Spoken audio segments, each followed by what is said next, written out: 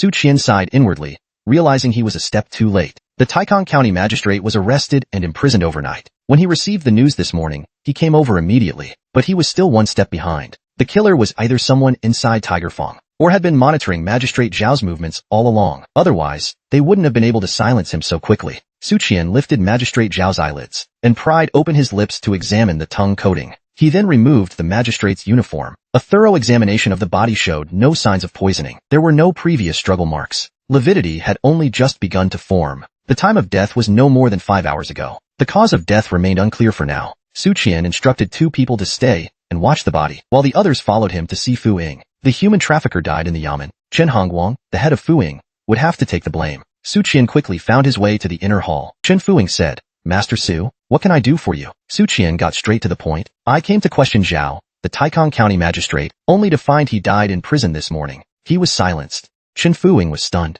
"What?" The jade man who had been brought in by Su Qian spoke timidly. "Master, it's true." Su Qian explained. "Master, what do you think? How did the demon clan find the Shao mining site? The Great Huang Mountain is an unremarkable place. Even the nearby people have no idea of the Shao mining site's existence. How could the demon clan find it?" Chen Fu Ying looked at Su Qian in disbelief. "Are you suggesting?" Su Qian nodded. "I suspect it has something to do with the Taikang County magistrate. I came here today to question him, but I was too late. He's already been silenced. Now the trail of clues is broken again. His Majesty ordered me to uncover the truth within half a month. I'm truly at my wit's end. Oh, by the way, a young eunuch came by from the 4 Heaven Swords today, demanding that I provide timely updates on the case's progress." Chen Fu Ying, with a constipated expression, said, "Master Su, the Yamen will assist you. The 3 departments and 6 offices of the Yamen are at your disposal, sir." Su Qian expressed his gratitude for Lord Chen's generosity. Zhao County was unexpectedly found dead in his cell. Lord Chen breathed a sigh of relief. No one would care about the death of a condemned criminal. But what if that criminal was connected to Sangbo, especially right before an investigation? If such a significant clue were to be revealed, Chen Fu Ying might face demotion. However, for Su Qian, the person was already dead. Pursuing Chen Fu Ying served little purpose. In other words, whether to disclose it or not made no real difference. Soon, the autopsy report for Magistrate Zhao came out. It was ruled a natural death, but the less flaws there were, the more suspicious it seemed. For someone to kill so silently, without leaving any trace, Su Qian first thought of the Taoist shadow spirits. The shadow spirits of the Taoist sect were also called soul fetchers. They could take a person's life while they were asleep. He immediately ruled out Taoist Master Jinlian, the old silver coin. He had no connection to Sangbo. That left only the human sect. Su Qian irritably scratched his head. Why was the human sect involved now? Could he even investigate the human sect? Not to mention the human sect's leader was a national teacher, and the Earth sect's leader was 2nd rank. The human sect's leader wouldn't be far behind in rank. They'd crush him just by sitting on him. But it might not be the Taoists. He didn't know much about other systems. He couldn't draw any conclusions. While his gold badge was still valid, he planned to take some time to read up on the secrets of other major systems. At that moment, Su Qian noticed that Lu Qing was quietly watching him. "Lu Butu, you haven't been getting enough rest lately, have you?" Lu Qing's face turned red. "Work has been very busy lately."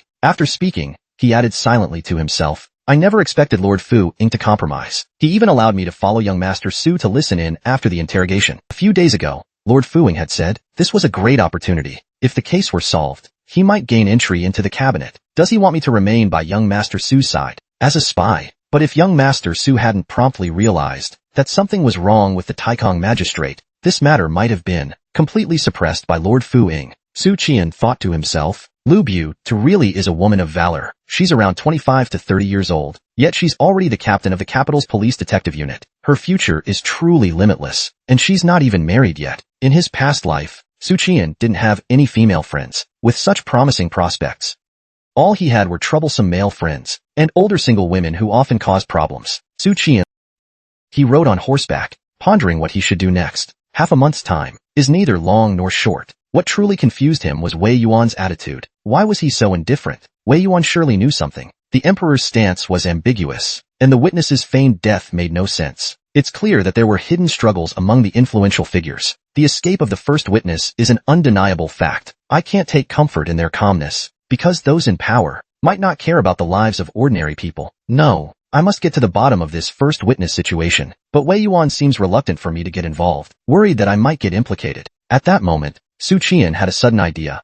I can approach this indirectly. I'll subtly hint at it to the Princess Royal. No, not just hint. I'll give a nudge. A quiet, subtle nudge, so she can piece it together herself. With that thought, Su Qian made up his mind. You all wait at the yamen, he said. I'm going into the palace to see the Princess Royal. Song Tingfeng immediately burst out. That bastard can actually meet the Princess Royal? You're unbelievable. Lu Qing's heart skipped a beat. Not only did Su Ningyan have a good relationship with the Diviner's Court sorcerers, he also had connections with the Princess Royal. Li Yuchen remained calm. He knew that Su Qian had entered the Night Watcher's Yamen. Thanks to the Princess Royal's recommendation, the Imperial City is like a smaller version of the inner city, containing ancestral temples, government offices, and internal service institutions, among other things. The outer city is home to common folk. The inner city is home to prominent officials and nobility, and the Imperial City is where princes and ministers reside. As for the Palace City, also known as the Imperial Palace, it is the Emperor's residence, housing the consorts and imperial offspring. Adult princes and princesses are required to move out of the Palace City and into the Imperial City. However, in recent years, Emperor Yuan, being focused on Taoist cultivation, has shown little concern for the consorts. As a result, these rules have become lax. Nowadays, many adult princes and princesses still live in the Palace City. As for the Palace City, Su Qian could not enter. Even with the gold token from Yuanjing's Hellfire Order, he put a few small silver pieces into the guard's hand, intending to have him deliver a message. Suddenly,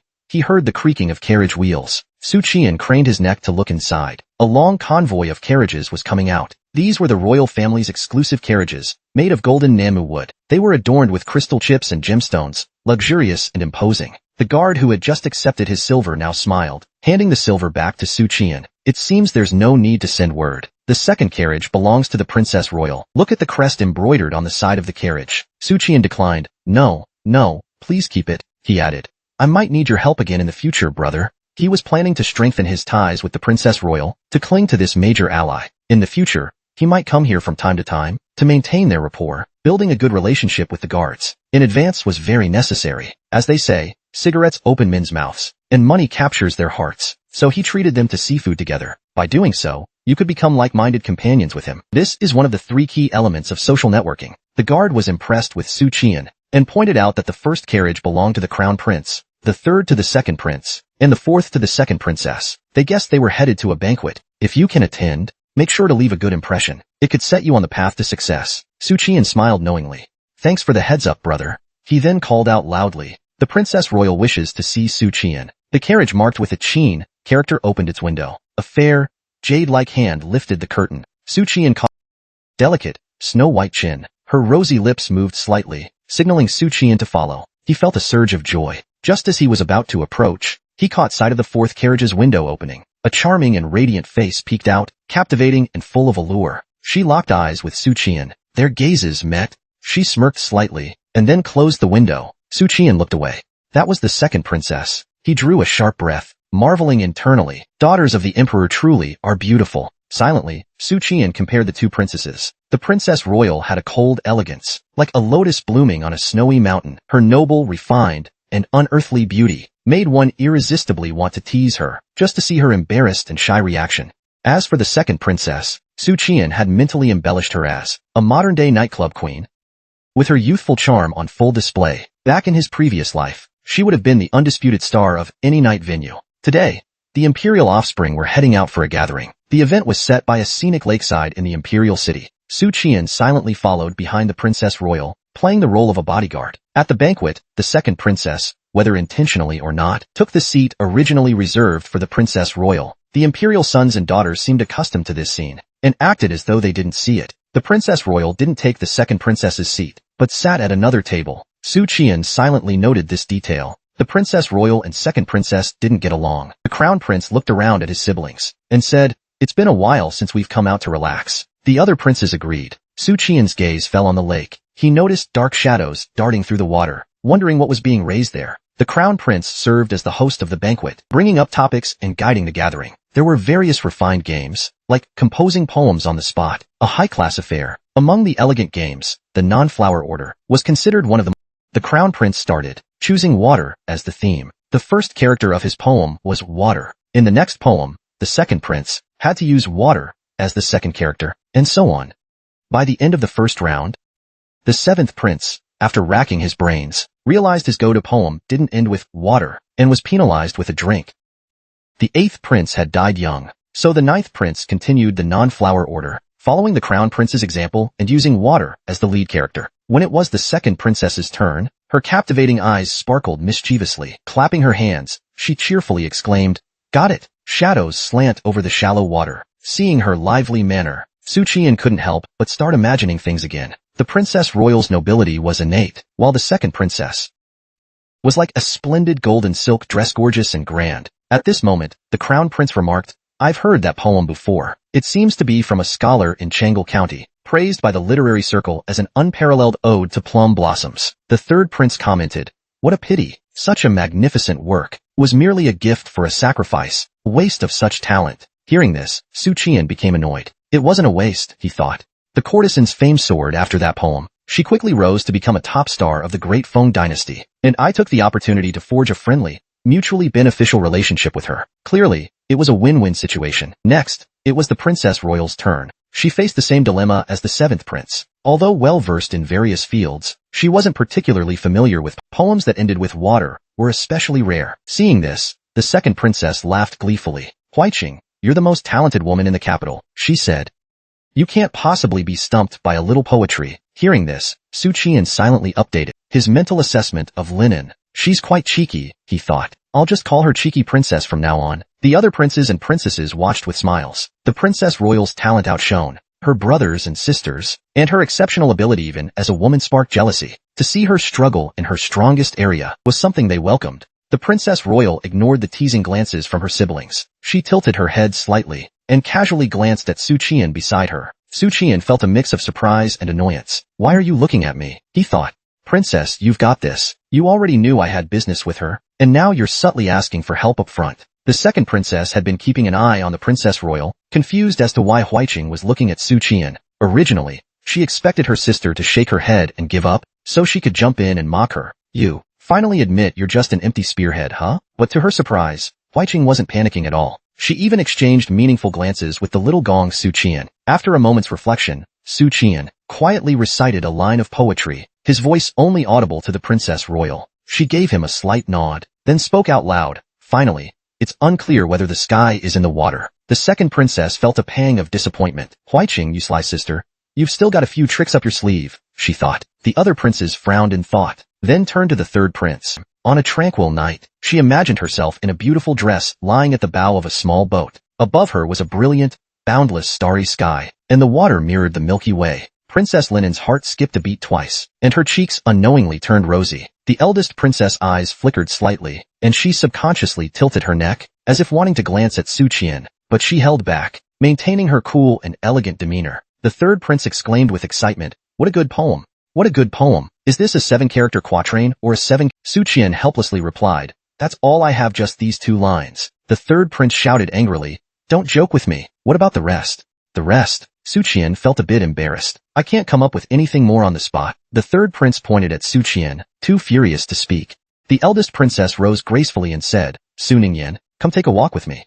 The third prince watched the 2 leave, still furious as he slammed the table. "Outrageous." The crown prince shook his head.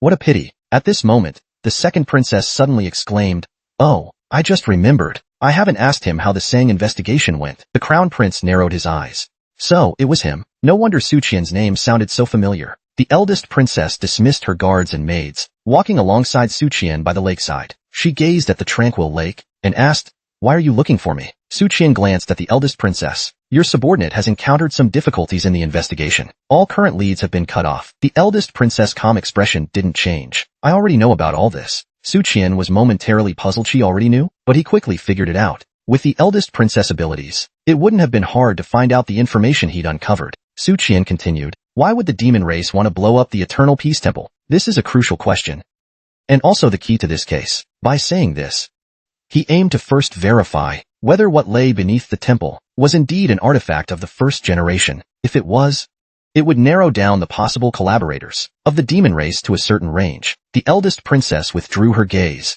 her beautiful eyes landing on Su Qian. In a calm tone, she said, "Beneath the Eternal Peace Temple, there is indeed a terrifying entity sealed, or an object, and this secret is known only to the emperor." Su Qian nearly lost control of his expression. Even this, the eldest princess knew? He realized that something truly significant was sealed beneath the temple. It was as if she had read his investigation files. With her intelligence and wit, it wasn't surprising that she could deduce this. But what he hadn't expected was that the eldest princess would openly discuss this with him. After all, the secret of the temple was something known only to the emperor. The eldest princess noticed Su Qian's slight reaction and knew he was shaken. She let out a soft laugh and extended an olive branch. "You are a rare talent. Would you be willing to serve me?" Su Qian immediately replied. "Your subordinate is willing to serve your highness." Faced with the eldest princess recruitment, this was exactly what Su Qian had hoped for. It was a wish he hadn't dared to express. Now that the eldest princess had made the offer, Su Qian immediately said, "Your subordinate will do his utmost to serve your highness." Su Qian was very familiar with this kind of formality. In my previous life working in the police force, I also pledged loyalty to my leaders like this. Of course, it was purely a work alliance, mutually beneficial, not like being a dog for the underworld. With the eldest princess' intelligence and emotional quotient, maintaining a relatively dignified relationship shouldn't be difficult. The eldest princess smiled brightly. "Speak, what have you discovered?"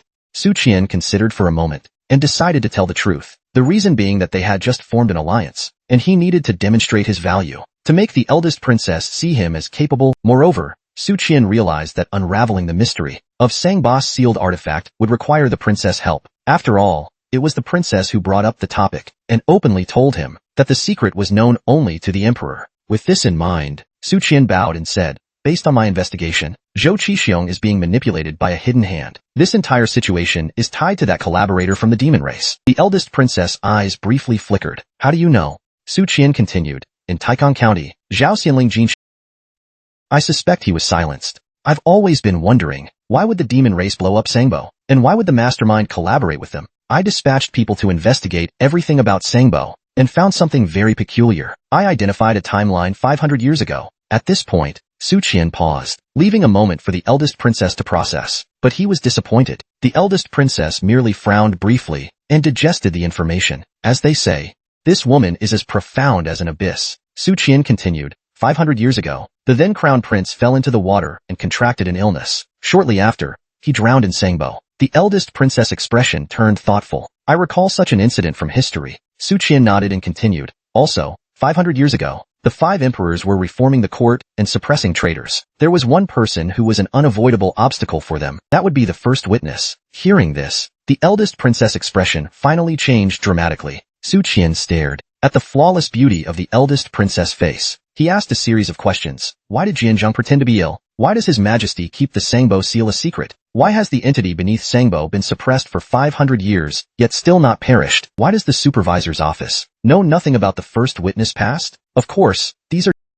But if we must identify a powerful figure from 500 years, it has to be the first witness. The eldest princess seemed deeply shocked and remained silent for a long time. A breeze blew by, creating ripples on the lake. She sighed and said, "So, you came to me for this?" Su Qian replied, "I want to investigate records that can't be found elsewhere. I discovered a sealing formation in Sangbo, and the formation contains Buddhist script." The eldest princess was surprised. Buddhist script? She stared at Su Qian for a few seconds, before looking away. In a calm tone, she said, "After the banquet ends, I'll take you to the Yuan pavilion." But at that moment, they suddenly heard silver bell-like laughter behind them, along with the sound of splashing water. Dressed in red, like fire, the second princess stood on the back of a strange creature, both hands gripping the horns on the creature's head, swaying unsteadily with its movements. The eldest princess explained, "This beast is called Ling Long, a spirit beast unique to Zhongzhou. It has a gentle temperament, and is said to have been the water steed of the ancient human emperor. It enjoys consuming human vitality, so it has been raised by the royal family for generations, symbolizing auspicious energy arriving from the east, representing the legitimacy of the human race. This beast also has the ability to observe auras." Su Qian nodded. "So what I saw in the lake earlier was it? Auspicious energy is exclusive to the nobility, and this creature needs auspicious energy to thrive. That makes it a symbol of good fortune." The princes looked on with smiles. The other 2 princesses ran to the shore, shouting for Linen to come ashore, so everyone could take turns playing. The eldest princess said, "Although Ling Long is gentle by nature, it is also very proud. It will attack ordinary people who get close to it. Only the royal princesses like Linen can play with it." As she spoke, her lips curved slightly, and she did something Su Qian didn't expect. She put her index finger to her lips and blew a whistle. Upon hearing the whistle, Ling Long raised its head like a snake, turning toward the sound.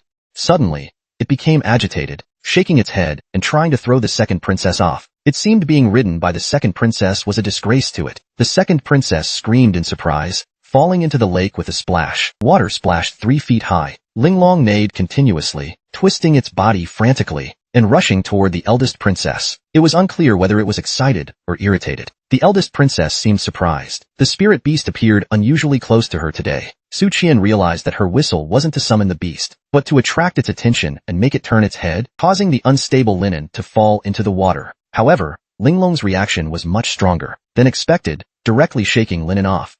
Su Delang had a deeper understanding of Su Erlang's warnings. The eldest princess methods felt reminiscent of the scholars from Yunlu Academy. Very cunning. My little brother is equally devious, he thought. By the way, didn't the eldest princess study at Yunlu Academy? Indeed, only cunning people truly understand one another. At this moment, the guards leaped into the lake to rescue Linen. The crown prince muttered to himself, as expected.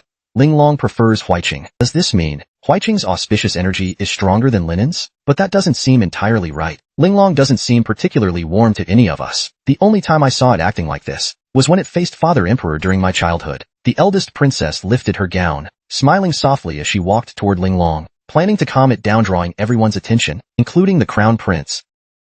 The other princes and princesses were also watching the scene. Su Qian, analyzing through behavioral psychology, deduced that besides her cunning nature, the eldest princess also had a strong competitive spirit. But suddenly, Su Qian sensed something was off. He felt as though Ling Long was looking at him. Ling Long's gaze was like that of a pet dog he had seen in his previous life, a look of flattery directed at its owner. It appeared docile. But that wasn't the key point. Su Qian had a strange feeling. Ling Long was waiting for him. Sure enough, when the eldest princess approached Ling Long, it suddenly became agitated again, showing a very aggressive side. It let out a raspy growl toward the princess, warning her to stay away. The eldest princess frowned and stepped back a few steps, and Ling Long quieted down. It rested its head on the shore, still maintaining its come ride me posture. Su Qian immediately felt uneasy. The crown prince also noticed this scene, and was equally puzzled. Why won't Ling Long let Huiqing approach? What's going on? Is Ling Long in a bad mood today? But that doesn't seem right either. Its posture clearly suggests it's waiting for someone. Su Qian knew he couldn't let the situation drag on. Imagine a proud spirit beast favored by the royal family, suddenly spreading its legs for you to ride. That was absolutely not a good thing. Su Qian guessed it might be due to the peculiar luck he carried. But he would rather explore this mystery slowly, even if it turned out to be a dead end, than let the secret be exposed now. However, the rules of survival in this world would not spare him just because he was unaware. Before the eldest princess could make the connection to him, Su Qian quickly stepped forward to block her view. This not only disrupted Ling Long's gaze, but also made the princess realize that Ling Long's behavior was unusual. Su Qian then said, "Your Highness, this beast is very dangerous. Let's leave quickly." The eldest princess reluctantly nodded, turned around and left. After Su Qian left, Ling Long's pitiful wailing echoed shortly after. Su Qian pretended not to hear it. He quickened his pace. He needed to leave this troublesome place quickly. By the time they returned to the Four Sides platform, second Princess Linen had already been rescued. Completely drenched, she cried to Huiqing, "I'll tell father about this, Huiqing. This isn't over between us." The eldest princess calmly replied, "What does it have to do with me?" Clearly, Ling Long was emotionally unstable today. As a result, Pinyin kept losing. His persistent losing streak has already left a deep impression. The princes and princesses were already They began discussing Ling Long's unusual behavior. Ling Long was indeed acting strange. That earlier madness was a bit unusual. Why is he still by the shore? He's still staring over here, and he seems to be whining pitifully. As Ling Long's elder brother, the crown prince, felt sorry for his younger sister for 2 seconds, then happily joined the discussion. Perhaps she's just in a bad mood? Ling Long isn't just an ordinary beast. Naturally, she has her temper too. But a beast is still a beast. Their thoughts are beyond our understanding. After a brief discussion, the royals lost interest. To prevent the second princess from catching a cold after falling into the water, the training session ended early. The eldest princess said to Su Qian, "Let's go. We're going to the One Yuan Pavilion." The One Yuan Pavilion is the royal library. It has 7 floors. The collection of books is vast, like a sea of knowledge. Su Qian and the eldest princess rolled up their sleeves and searched for over an hour. They found numerous records about the first witness. This individual created a unique system but had a mysterious background. He assisted the first emperor in establishing a monumental legacy. He should have been a revered minister enshrined in the royal temple. But records about him abruptly stopped 500 years ago. It was obvious someone erased him from history. And without a doubt, the one who erased him was Emperor Wuzong. At this moment, the eldest princess said, "If Emperor Wuzong erased the first witness's records back then, in that case, it's impossible for us to find any relevant records in Wen Yuan Pavilion." Su Qian's expression showed a hint of disappointment. The eldest princess reminded him, "Didn't you say you discovered Buddhist texts in the stone pillar? We can try to find a breakthrough from there." After more than an hour of reading, he seemed a bit fatigued. Unconsciously, he leaned closer to the desk. This movement caused her heavy chest to rest on the table. Su Qian's peripheral vision caught a glimpse of her cleavage. He quickly shifted his gaze away. After all, when you gaze into the abyss might also gaze back at you. And this abyss was not something Su Qian dared to provoke now, unless, someday, he could make the abyss shyly avert its gaze. Switching their approach indeed yielded results. The eldest princess exclaimed in surprise, "I found something in the geographical records of Dafeng. At the founding of Dafeng, there were no Buddhist, nor were there any Buddhist missionaries. But 500 years ago, a Buddhist temple suddenly appeared, called Baoda Temple." The eldest princess, being a true scholar, excelled at research, far better than the uneducated Su Qian. At its peak, Baoda Temple was bustling with pilgrims daily. High-ranking officials frequented the temple. The temple even purchased nearly 100 hectares of fertile farmland. But then came the Imperial campaign against Buddhism. Baoda Temple gradually declined. Of the major Buddhist temples currently in the capital, none have any connection to Baoda Temple. Only one lineage survived, and it was renamed Ling Long Temple. Its location is on White Phoenix Mountain in the western suburbs. The eldest princess noticed Su Qian lowering his head, and with a slightly displeased tone, said, "Are you even listening?" Su Qian frowned and replied, "Quiet. Don't interrupt my thoughts." The eldest princess raised her eyebrows, but in the end, held back her anger. Su Qian organized all the clues in his mind. If Wei Yuan wants me to target the mastermind behind everything, then the matter of the first witness isn't my responsibility. But this matter is unavoidable. Only by uncovering the core key to the case can I continue to investigate further. From the current perspective, the context of Sangbo is as follows. Emperor Wuzong successfully usurped the throne back then and sealed the first witness in Sangbo. He used a divine sword and a suppression array to seal it. This secret was known only to Emperor Yuan. The Northern Demon Clan secretly collaborated with and blew up the Sangbo seal. They released the first witness to try to cause chaos in the Dafeng capital. They planned to take the opportunity to cause unrest in the north. If I follow this train of thought, my investigation targets fall into two categories. First, those trying to restore the previous royal family. Second, those trying to usurp the throne. But the previous royal family is history from 500 years ago, so the first possibility is unlikely. That leaves someone trying to usurp the throne. This assumption is more reasonable, but lacks evidence. If someone can secretly form an alliance with the Northern Demon Clan and is a member of the royal family, Su Qian's eyes suddenly widened, in shock and disbelief. Could it be the Duke of Zhenbei? When Su Qian pieced all the clues together, he found that all the evidence pointed toward the Duke of Zhenbei. This realization made him stand up abruptly. The eldest princess noticed Su Qian's unusual behavior at this moment, and immediately asked, "What did you discover?" Su Qian broke into a cold sweat, not daring to answer. He thought to himself, "I suspect your uncle wants to be your father, but I don't have the evidence." Slandering a prince is a capital offense. Reasoning is like solving a math problem. Every clue must connect and piece together. If even one suspicion is unverified, the answer might deviate by miles. So now, I need to do two things. First, confirm if the seal beneath Sangbo holds the first witness. This is the core of all my assumptions. And to confirm this, I must understand what role Buddhism plays in all of this. Second, I need to confirm whether the Zhao County magistrate's killer was from the Thieves sect. If so, what role does the Thieves sect play in all of this? And are they colluding with the Duke of Zhenbei? Then I need to find evidence proving their collusion. This problem needs to be solved within 1 week.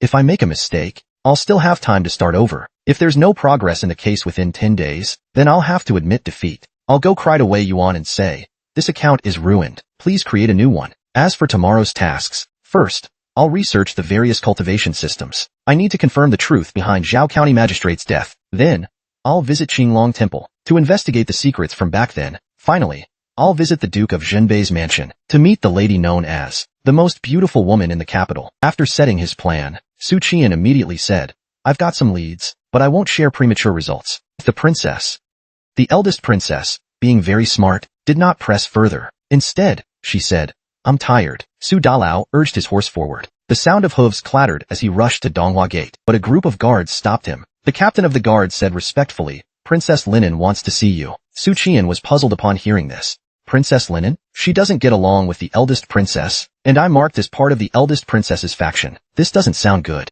It's best not to meet her. Thinking this, he pulled out his Imperial token and waved it. "I'm on an Imperial mission. Please tell Princess Linen to reschedule." Unexpectedly, the captain of the guards didn't budge. "Princess Linen is His Majesty's most beloved daughter. Your token holds no authority here." Su Qian froze. Is she really that confident? Based on his observations at the banquet, Princess Linen, the self-proclaimed queen of nightlife, was spoiled and willful. Unlike Lin Yu, who could strike you and make you suffer for a long time, Linen would still cry pitifully after falling into water. She wasn't deeply scheming. Perhaps she might cause trouble, but it wouldn't be a deadly trap. I just need to be cautious. Su Qian let out a deep breath. All right, lead the way then. The second princess resided in Shaoyin Palace, a spacious and elegant estate. Located at the western edge of the flower pond, Princess Linen was playing kickball with her maids. The playful chatter of the women filled the air, occasionally accompanied by Linen's melodious laughter. From a distance, the guard captain cupped his hands and announced loudly, "Your Highness, Su Qian is here." The corners of the second princess's lips curled upward. With a powerful kick, the embroidered ball flew through the air. Princess Linen's dress billowed into a circle, resembling a blooming flower. Su Qian internally sighed. Already testing me, huh? He was about to dodge, but suddenly held back. The ball missed its target entirely, not even grazing Su Qian's shoulder. Little sister, your skills are lacking. The second princess forced a smile. I'll let you off this time. Su Qian, follow me inside. Everyone else, wait outside. The opulent and spacious main hall saw the second princess seated gracefully in a grand chair, while Su Qian stood in the center of the room. The two silently scrutinized each other. The second princess tried to use her royal status to intimidate Su Qian with her gaze. He recalled that during her youth, Huaiqing had endured training with the eagle's gaze, a piercing stare, as sharp as a knife. Ordinary people couldn't maintain eye contact with her for long. To confront the eagle's gaze, one needed an even sharper and calmer gaze. If the challenger looked away, they would lose their qualification to lead. Huaiqing trained her gaze to develop sharpness, which is why the second princess still didn't dare to maintain long eye contact with her. Unfortunately, Linen's watery peach blossom eyes lacked any real menace. When she stared intently at someone, it came across as tender and hesitant. The second princess, realizing that her intimidating glare was ineffective against Su Qian, said unhappily, "Su Qian, I heard you're Huiqing's loyal subordinate." Su Qian sincerely replied, "That's correct. I'm called Bagong, 8 Duke. Linen looked confused. What is Bagong? Su Qian smiled meaningfully. It means loyal dog. Princess Linen raised her eyebrows. Are you mocking me? Su Qian responded calmly. Not at all, your highness. Linen, known for her pride, sneered. I'll give you a chance. Swear allegiance to me right now, and abandon that woman Huaiqing. Su Qian was momentarily stunned. Swear allegiance to you? I'm already holding onto the eldest princess's jade leg, and Wei Yuan's thigh. If I pledge to you as well, won't I become someone with 3 allegiances? Su Qian immediately shook his head and said apologetically, I've already sworn to serve the eldest princess with all my might, as her loyal subordinate. The second princess pouted and said indignantly, then I also want you to serve me. Su Qian thought sarcastically, will you feed me grass then? At this point, Su Qian understood the situation. The second princess, seeing that he was favored by the eldest princess, and acted as her capable subordinate, likely became jealous. Handsome, articulate, and charming, he had sparked her competitive instincts. Realizing this, Su Qian firmly refused. Your Highness, don't force others against their will. One must uphold integrity. Since I've promised to work for the eldest princess, I can't pledge allegiance to anyone else. The second princess coldly smirked, threatening, if you don't comply, I'll shout harassment right now, and accuse you of trying to flirt with me. Su Qian immediately changed his tone. Your Highness, I'm willing to serve you, as your loyal servant. The second princess instantly brightened up. A wise man adapts to the times. You're quite capable. From now on, come see me every day, after midday, to entertain me. Su Qian sighed. Your Highness, I have official duties to attend to. I'm investigating the Sangbo case. Princess Linen thought for a moment. Oh, that's true. All right then, forget about tomorrow. Come back when I need you again. Su Qian now understood. This woman was just fooling around. She didn't truly need him for anything. She was just looking for a way to annoy the eldest princess. Her threats didn't carry much weight. A princess's reputation was not worth a minor constable's life. It was precisely because he understood this that he changed his approach and humored her. It was like playing along with a child. He just needed to indulge her a little. The second princess was delighted. Everything was going smoothly. You may leave. But just as Su Qian was about to leave, she called him back. The second princess removed the jade pendant from her waist and said, this is my token. You can use it to enter the palace. The guards won't stop you, but you can only come to my place, nowhere else. Su Qian's eyes lit up. From now on, I'll serve your highness with utmost loyalty. Linen was satisfied with his response, nodding approvingly. That's more like it. As dusk approached, Su Qian left the Imperial city, riding back to the night watcher's office. As soon as he entered, he encountered a tall, broad-faced golden gong, Zhu Chengzhu's father, Zhu Yang. Despite being adversaries, neither showed much hostility. They simply exchanged cold glances. Su Qian smiled as he tied his badge to his belt. How is young Master Zhu's injury? Zhu Yang replied evenly. He's tough. He'll survive. Though I suspect he might be slower than you. Su Qian grinned kindly. I'll wait for him on the road. After all, we're acquainted, aren't we? Zhu Yang stared at him for a few seconds, then said coldly, just focus on the case. He turned and left without another word. Su Qian waved him off with a smile. Take care, Golden Gong Zhu. In a side hall of the Spring Wind Pavilion, Li Yuchen remarked, something is off about Zhao County Magistrate's death. It may not have been caused by the Taoists. Su Qian was taken aback. He hadn't expected such a result. Li Yuchen continued. This afternoon, the Chen residents invited the Bai Yi, white robes, of the 4 heavenly swords, to interrogate the Yuzu and Shuli guards on duty that night. They confirmed that the guards were clean. Further investigation confirmed that Zhao County Magistrate indeed died silently in the cell, in the early hours of the morning. While the Taoist in spirits can pull this off, sneaking past the guards and Yuzu unnoticed. After reviewing the information today, we found another faction capable of this. Have you heard of the Wushan cult? Su Qian said. Wushan, sorcerer god? I've heard of it from Tor, an otherworldly figure beyond mortal ranks. The Wushan cult was founded by Wushan. Li Yuchen nodded. Wushan is a deity worshipped by multiple northeastern nations. In the northeast, the Wushan cult wields supreme power, just as the Buddhist sects dominate the western regions, and imperial authority reigns supreme in Dafeng. The northern tribes are no exception, but in the west and northeast, divine martial sects are the true rulers. Su Qian humbly asked for guidance. Can shamans compare to the Taoists in the soul domain? Li Yuchen shook his head again. In the soul domain, no system rivals the Taoists. However, 4th-grade shamans, also known as Mingwu, dream warriors, can weave dreams. They can kill in dreams. 70 years ago, the northern demon clans fought a territorial war against the Wushan cult. According to the Night Watchers Intelligence Network, a force of 2,000 demon soldiers died silently in their camp. There were no wounds on their bodies. All of them simply fell asleep and never woke up. Su Qian felt a chill at this revelation. 4th-grade shamans. Why are shamans involved now? This case is getting too complicated. The Ren Emperor's doctrine is now the state religion of Dafeng, so he's the state preceptor. This is already the highest honor. They helped the northern king plot a rebellion. What's the benefit of usurping the throne? It's no longer possible to level up fully online, so the witch god sect's involvement is more likely. If it was Mingwu who killed Magistrate Zhao, then the power behind Sangbo's case is connected to the northern king, the northern demon clan, and the northeast witch god sect. Su Qian sighed. Thankfully, it's not a total loss. At least now we can preliminarily rule out the human sect. The case has made some progress. Report this matter to Lord Wei. Li Yuchen also looked worried. I keep feeling that the year Gungzi will be the start of chaos. Su Qian patted his shoulder. Let's just focus on solving the case. Don't always bear the burden of national concerns while under a wretched fate. After speaking, Su Qian left the yamen. 3 days quickly passed. When Su Qian arrived at the yamen, he happened to see Chu Kaiwei in a yellow dress. Chu Kaiwei generously handed over a bun. Want one? She added. It's meat-filled. At that moment, Su Qian was moved to tears. This glutton finally sees me as one of her own. Su Qian took the bun and started eating it. While eating, he walked inside. He asked, got any leads? Chu Kaiwei replied, I asked Senior Brother Song Qing, excluding some palace artifacts and artifacts of the Astronomical Bureau's sword. In the capital's territory, powerful artifact magic is likely only possessed by Buddhists, not those mortal temples, but Qinglong Temple. Qian was surprised yet not surprised. Qinglong Temple? It's a legacy from the Pagoda Temple.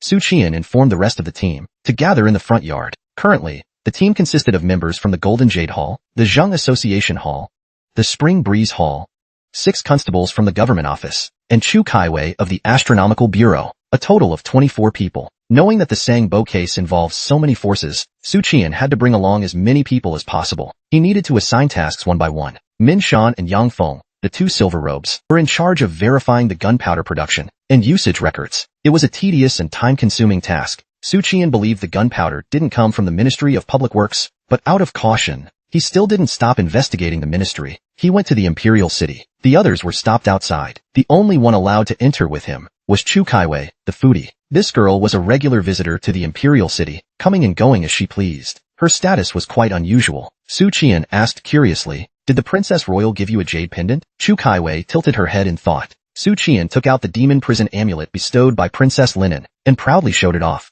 I have one too, he said to Chu Kaiwei, quite familiar. It was Princess Linen's. Su Qian then told the big-eyed girl what had happened yesterday. Now, I'm someone under Princess Linen. She thinks highly of me. When she saw that the Princess Royal didn't give me a pendant, she immediately gave me one herself, showing that she values me more and is worth siding with. Hearing this, Chu Kaiwei chuckled. She teased Linen for being naive. Su Qian was at a loss for words. Big brother, don't laugh at the second brother. What makes you so confident in teasing her?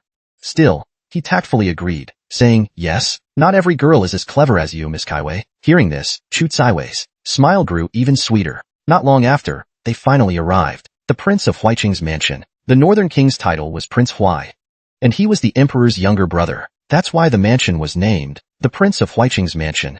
Su Qian showed the guards his gold medallion. I am Su Qian, the Emperor's appointed investigator for the Sangbo case. I need to see the princess consort. Please inform her immediately. A guard named Jia glanced at Su Qian, then replied, the princess consort isn't seeing anyone. Please leave. Su Qian hesitated for a moment, ready to protest, when Jia sneered and added, this is also the Emperor's order. Even if the princess royal wants to see the princess consort, she has to wait for our princess consort's mood. Now get lost. Stop waving around a feather like it's an imperial edict. Su Qian suddenly laughed. So the Emperor's personally bestowed gold medallion is just a feather? Do you know the consequences of disrespecting the Emperor? He pressed one hand against the hilt of his sword. I am now going to arrest someone. Whoever dares to obstruct me will be executed on the spot. No exceptions. The guard who had spoken out of turn realized his mistake. His face turned slightly pale. At that moment, the head guard quickly approached Su Qian. Sir, the princess consort is not at the residence. Su Qian, sitting on his horse, responded coldly. Then where did she go? The head guard shook his head. I'm just a gatekeeper. How would I know the princess consort's whereabouts? However, she really isn't here. She left the city this morning, not long before you arrived. Su Qian frowned slightly, but his demeanor remained firm. He pointed to the mocking guard and said, I'm arresting this man now. If you don't want to be complicit in covering up for your colleague, assist me in apprehending him. The head guard panicked. Sir, the princess consort really isn't here. Only then did Su Qian believe him. He turned his horse around and left with Chu Kaiwei. As the two of them departed, the head guard felt a surge of anger. Being a guard of a prince's mansion, he didn't have to show respect even to lords and nobles. But the other side had a gold medallion, and had also caught his subordinate making a mistake. The head guard had no choice but to maintain peace. Su Qian glanced at Chu Kaiwei. With a smile, this princess consort is quite something, isn't she? Even the princess royal couldn't see her. Chu Kaiwei, as expected, answered, the princess consort's identity is very special. Su Qian was puzzled. How special? Chu Kaiwei smiled, revealing her teeth. That's a secret, and don't dig into this too much. It won't benefit you. Then she added, don't try to bribe me with food. Initially, Su Qian had indeed planned to do just that, and was taken aback. When did this girl get so clever? But then she added expectantly, because I'm afraid I won't be able to resist. Su Qian was speechless again. He must have overthought it earlier. Today's tasks were threefold. The investigation into Magistrate Zhao's death had already yielded relatively accurate results last night. Of the remaining two tasks, meeting the princess consort had not been achieved. Su Qian felt a bit frustrated by the lack of progress, but he was a person who took his work seriously. His bad mood definitely wasn't because he wanted to catch a glimpse of her beauty. After all, the princess consort's uniqueness certainly wasn't just her looks. It had to be something else. Since she was so unique, why had Emperor Yuan given her to the Northern King back then? Or was it precisely because of her special status that Yuan had gifted her? Su Qian thought about it for a moment, then put the matter of the case was difficult enough as it was. He couldn't afford to waste brainpower on these unrelated trivialities. In the western outskirts of Dafeng, there was a mountain called White Phoenix Mountain. The mountain was once home to a species of white wild birds, whose long tails resembled those of phoenixes, hence the name. However, these white phoenixes were now nearly extinct. It all started with an event in a certain year. A physician from the Astronomical Bureau went to White Phoenix Mountain to gather medicinal herbs. While there, he caught a few white phoenixes, brought them home, and discovered that their meat was invigorating. They arrived at the base of White Phoenix Mountain. Lu Qing, well-versed in many matters, smiled as he recounted the story. Song Tingfeng hesitated for a moment before I have a friend who's not in good health. I'd like to catch a few white phoenix birds for him. Lin Shan, the silver gong, glared at him and said, what are you thinking? We're in the middle of an important case. If the investigation gets delayed, who'll take responsibility? Su Qian laughed. This time we're visiting White Phoenix Mountain, mainly to look into an old matter.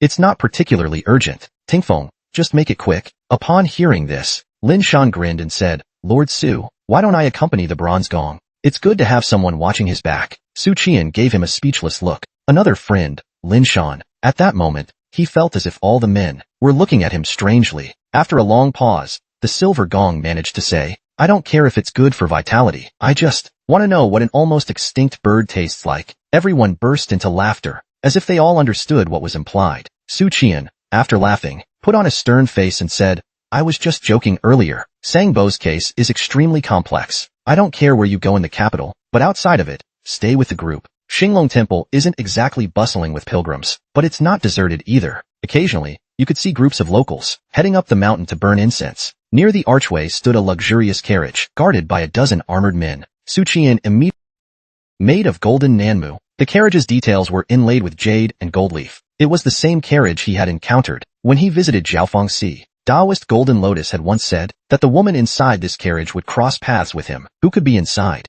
Su Qian looked at the opulent carriage. Golden Nanmu was reserved for royal use. Neither the Princess Royal's nor the second princess's carriage looked like this. Could it belong to a princess from the royal family? Or perhaps the emperor's consort? Su Qian quickly dismissed the idea. No, definitely not a consort. Let's not scare ourselves. Even if it were a consort, she'd have to be of Ant's level of beauty. The group tied their horses to the posts near the archway. Su Qian then led the night watchman up, but after just a few steps, his foot slipped, stepping on a sachet. So it's not silver coins this time, but a sachet? He bent down naturally, picked it up, and held it in his hand. One side of the sachet was embroidered with a golden design, the other with a single character. The golden threads formed an intricate, delicate knot. Su Qian caught a pleasant scent, like perfume, but also like sandalwood, yet more like a woman's unique fragrance. At that moment, a crisp voice called out from behind, "Wait up ahead." A young girl ran up, unafraid of the night watchman's axes. She pointed at the sachet in Su Qian's hand and said, "That belongs to Our Lady." Su Qian instinctively glanced toward the luxurious carriage at the base of the mountain. "Your lady?"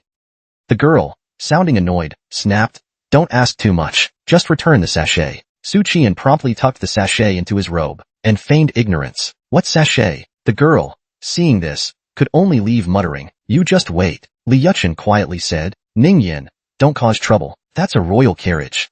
Su Qian was merely following imperial orders to investigate the case, but in Brother Chun's eyes, he was still a subordinate. Brother Chun didn't want Su Qian to stir up too many issues while handling the case. Even if he could redeem himself through this investigation, offending the wrong people might make all his efforts go to waste. Su Qian shook his head and didn't explain. "Brother Chun, you just don't understand. It seems that woman and I are fated to meet." The girl returned to the carriage, muttering something under her breath. A moment later, she pointed in Su Qian's direction and began cursing loudly. Though Su Qian couldn't hear her, he could tell from her mouth movements that the words were vulgar. Just then, the carriage window opened a crack. Someone inside seemed to be scrutinizing Su Qian. Su Qian noticed this too, but unfortunately, the distance was too great, and he couldn't make out the dim interior of the carriage. The window quickly closed again. A few seconds later, the carriage began to move, gradually disappearing from view. Su Qian felt disappointed. So that's it? It seems our meeting wasn't meant to be. Su Qian quickly pulled himself together. "Let's go. We'll visit the abbot of Qinglong Temple." A group of night watchmen in their official uniforms entered the temple, promptly attracting the attention of a welcoming monk. This monk had a round,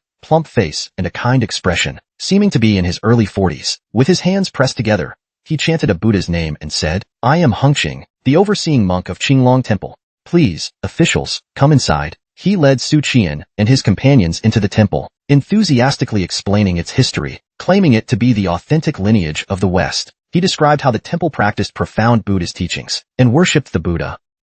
After listening for a while, Su Qian had heard enough. All right, he interrupted. "Stop with all the nonsense. Bring out your abbot. I have questions to ask." Su Qian had done his homework beforehand.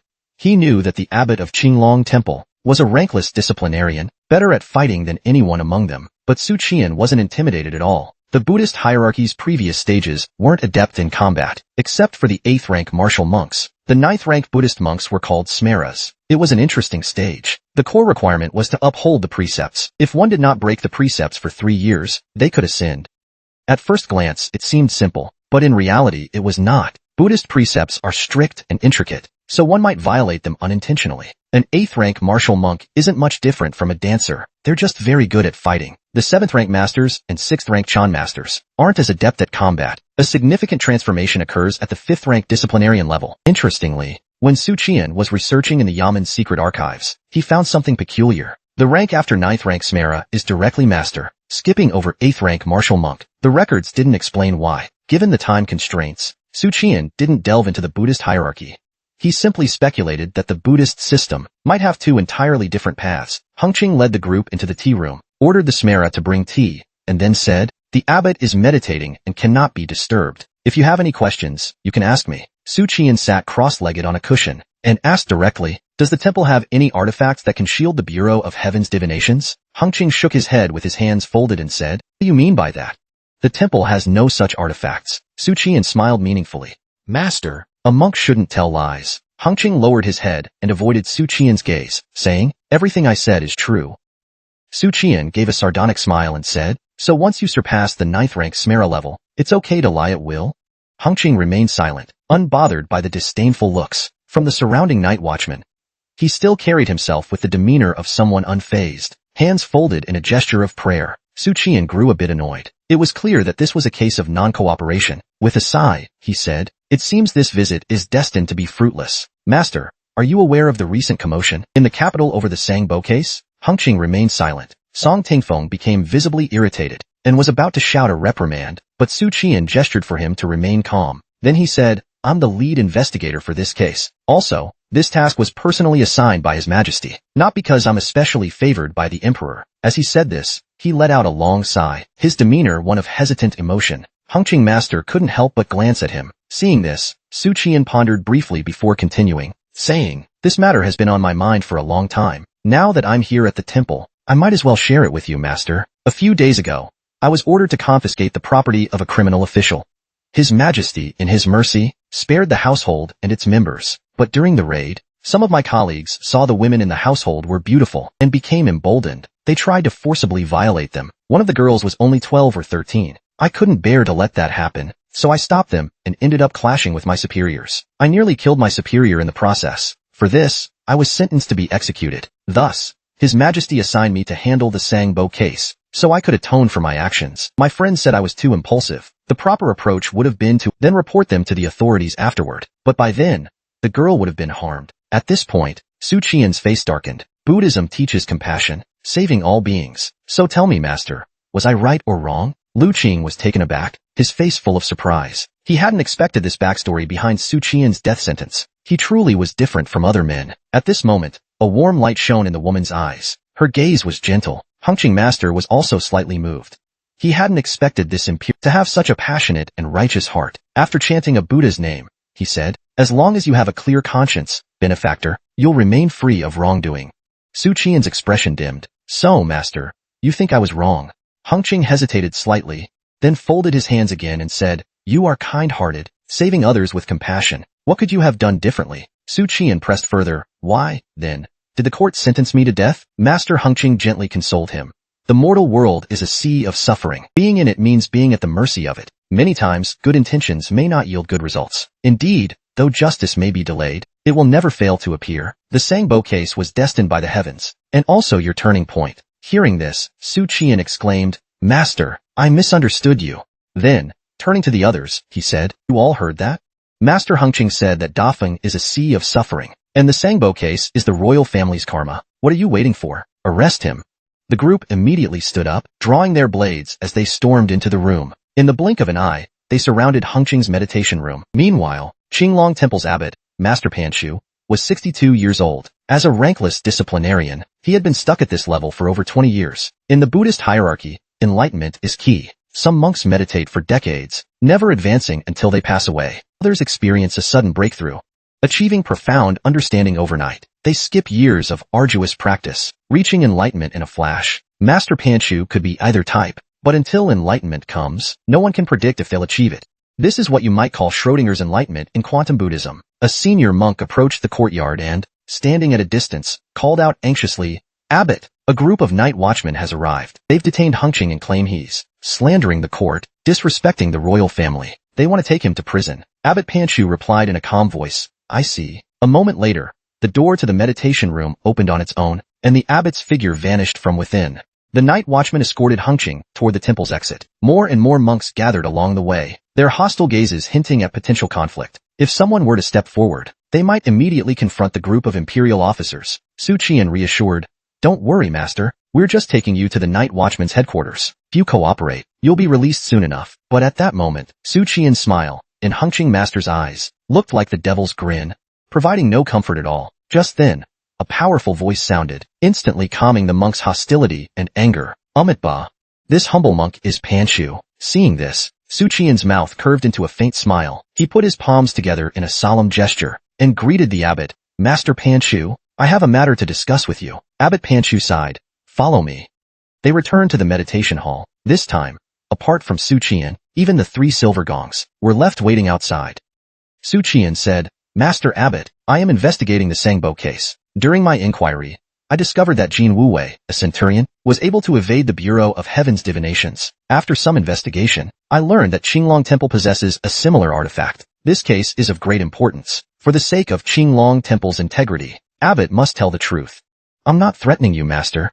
I hope you understand that. When addressing a rankless master, Su Qian's attitude became much more respectful. A rankless disciplinarian is equivalent to a martial artist in the pinnacle state, a master who surpasses the strength of a bronze-skinned warrior. Abbot Panchu replied gently, this temple indeed once had an artifact that could conceal one's presence, shielding against any form of detection. Su Qian asked, is that item still here? The abbot shook his head. It is no longer here. Hongqing deceived you earlier, because this matter involves a scandal within our temple. If it became public, it might bring disaster upon us. I once had a disciple, Dharma named Heng Hui. He was gifted and intelligent. I had high hopes for him. But unfortunately, he was unable to sever his worldly attachments.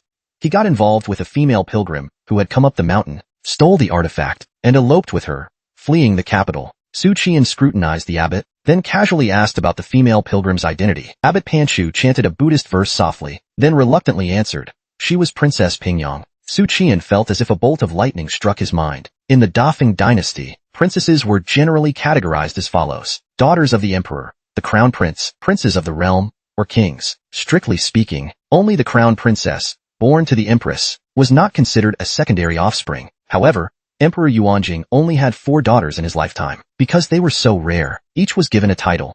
So, their titles didn't include the term county. The current crown prince did have a daughter, but she was too young to be involved in an elopement. Thus, Su Qian deduced that this Princess Pingyang must be the daughter of a royal prince. The case was becoming increasingly complicated. What role did the monk who eloped with the princess play in this investigation? Su Qian asked. When did this happen? Abbot Panchu replied, over a year ago. Su Qian nodded. Thank you, Master, for clarifying. I have another question, he said. Abbot Panchu's tone was gentle. Please go ahead. Seeing this, Su Qian didn't hesitate further, and asked directly, Qinglong Temple. It's the successor of the pagoda temple built along the Western River, isn't it? Abbot Panchu did not deny it. Su Qian stared at the abbot intently. After the destruction of, I discovered a large seal at the bottom of the lake. It was inscribed with Buddhist texts, and placed there 500 years ago. The pagoda temple also appeared 500 years ago, and more interestingly, that incident with Emperor Wuzong occurred 500 years ago as well. I wonder, does Western Buddhism have any records of this? As soon as he finished, Su Qian saw the abbot's expression darken, his usual serene demeanor replaced with visible unease. Abbot Panchu hesitated for a long time, staring intently at him, appearing as though he wanted to speak, but dared not. Finally, he gritted his teeth and asked, I'll ask you just one thing. Did something truly escape from beneath Sangbo? Su Qian confirmed. It's absolutely true. The abbot seemed deeply shaken. His eyes filled with uncontainable fear. His hands trembled slightly, and he began chanting to mask his emotions. His reaction took Su Qian by surprise. It was unexpectedly intense. He asked directly, was it the first one, sealed beneath Sangbo? After a long silence, the abbot's expression gradually calmed. I do not know what was sealed beneath Sangbo, he said, but there's an old saying from the pagoda temple. When the evil from Sangbo emerges, the world will be thrown into chaos. The pagoda temple was originally built to maintain the seal at Sangbo. Later, the Imperial court carried out anti-Buddhist campaigns. Many monks returned to the western region, leaving only the Qinglong temple lineage behind. Before departing, the senior monks gave strict instructions. Keep a close watch on Sangbo. Report any abnormalities immediately. Su Qian was slightly taken aback. It seemed the Buddhist sect cared more about Sangbo than the Dafeng dynasty itself did. But upon hearing this, it made sense that the escape of a first one, the top of the world's hierarchy, would indeed lead to chaos. After a moment, Abbot Panchu added, that's all I know. Do you have any other questions? Su Qian shook his head. Just as he was about to say he had no more questions, the abbot's figure suddenly vanished, as if abruptly edited out. Su Qian stared in astonishment, marveling at the unexpected display. That was quite the flashy move, he thought. By the time the conversation ended, it was almost noon. Su Qian and his group stayed at Qinglong Temple for a vegetarian meal. Chu Kaiwei polished off 2 bowls in one go, happily praising the food. The vegetarian meal at Qinglong Temple included black rice and millet. Before steaming, sesame oil was drizzled over it, making the rice grains plump and translucent. The vegetarian dishes were prepared with care, full of color, aroma, and flavor. Su Qian, sitting next to her, joked, "Dear benefactor, don't just focus on eating yourself. This humble monk is here to beg for alms." Chu Kaiwei rolled her eyes in mock annoyance. "What's this nonsense? You're eating the same as I am." Su Qian shook his head. "This humble monk isn't begging for food." The bright-eyed girl was puzzled. "Then what are you begging for?" Su Qian replied with a cheeky smile. "This humble monk seeks enlightenment." Everyone found Qinglong Temple's vegetarian dishes quite satisfying. The only regret was the absence of white phoenix meat for nourishment. As they left, Hengqing, the supervising monk, escorted the group to the temple gate. City people, so full of tricks. Hengqing, the monk in charge, was clearly upset and remained silent. Suddenly, Su Qian remembered something and asked, "Master, do you know a monk named Heng Yuan?" Hengqing's face changed, and he stammered, "How does the Lord know of him?" Heng Yuan's name was something Su Erlang had mentioned. When Su Erlang had been sent to the wellness hall to find number 6, number 6 was long gone. When Su Erlang returned, he told Su Qian, "Li Yuan said Heng Yuan is gone," supposedly chasing clues about his junior brother. Su Qian's expression turned serious. He was not in the mood for facing this uncooperative monk. He decided not to be polite. Even though in a one-on-one fight, this Qinglong Temple monk in charge might be able to subdue him, Su Qian pressed on. "That's not your concern. Right now, I'm the one asking the questions." After a brief hesitation, Hengqing said, "Heng Yuan was one of our martial monks. He had a fiery temper and often injured fellow monks in his outbursts. Last year, he was expelled from Qinglong Temple." Su Qian pondered this information. So number 6 really was a monk from Qinglong Temple, and a martial monk at that. No wonder he had the imposing presence of a warrior monk. Number 6 had said his junior brother was taken by human traffickers. Could his missing junior brother be Heng Hui? But Heng Hui was the one who eloped with Princess Pingyang. But Heng Hui stole Qinglong Temple's artifact. That artifact ended up in the hands of Jinwu Guard Commander Zhou Qixiang. Doesn't this mean that Heng Hui has likely met an untimely end? Or could it be that he too was involved in the Sangbo incident? If it's the latter, what was his goal? And where is Princess Pingyang now? Su Qian's trip to Qinglong Temple yielded more than he had anticipated. Returning to the watchman's headquarters took more than an hour. Su Qian instructed his team to rest briefly. He shut himself in his office, organizing and summarizing the case. Then, he took out the book fragment and wrote, "Still no word from number 6? After a long pause, Taoist Golden Lotus replied, "Still no news." Su Qian immediately sensed, had number 6 discovered something, or was he in grave danger? Otherwise, it shouldn't take this long to respond. He asked again, "Taoist Golden Lotus, have you pinpointed the book fragment's location yet?" Taoist Golden Lotus sighed. "It must be blocked by some secret technique." Just then, number 2 interjected, "That bald guy is always getting into trouble." Taoist Golden Lotus replied helplessly, "He's been investigating the disappearance of his junior brother. Maybe this is retaliation from the forces behind Earl Pingyuan." Su Qian felt a growing concern. Number 6 might have found some leads. The outcome, however, seemed grim. One way or another, number 6 had run into serious trouble. Number 4 added, "If the book fragment falls into the wrong hands, we'll have no choice but to stop using it, just like we did before." Number 2 agreed. "If it ends up with the Earth sect, we could all be in danger." The group of Heaven and Earth Society all felt an overwhelming anxiety. They were not only worried about number 6's safety, but also about the need to stop using the book fragment. Heaven and Earth Society's hard-won communication model would cease to exist. Worst-case scenario, if it falls into the hands of the Earth sect's leader, ordinary Earth sect members might not be too threatening. But what if the Earth sect master decides to personally retrieve the book? Numbers 1 and 3 may be safe hiding in the capital, where the Earth sect master might hesitate. As for the rest, they'd be in danger. Number 2 spoke up, "Right? Why not ask number 3 for help?" Number 4 agreed, saying that if number 3 could leverage Cloud Path Academy's connections to secretly assist Taoist Golden Lotus, finding number 6 would become much easier. Unbeknownst to them, the Heaven and Earth Society members' reliance on number 3 was beginning to surpass their dependence on the ever-observant number 1. Whenever something in the capital came up, they would automatically think of number 3. Su Qian felt like he had become a utility player. The information on number 6's identity and current status was first-hand knowledge he had just obtained. If he shared it now,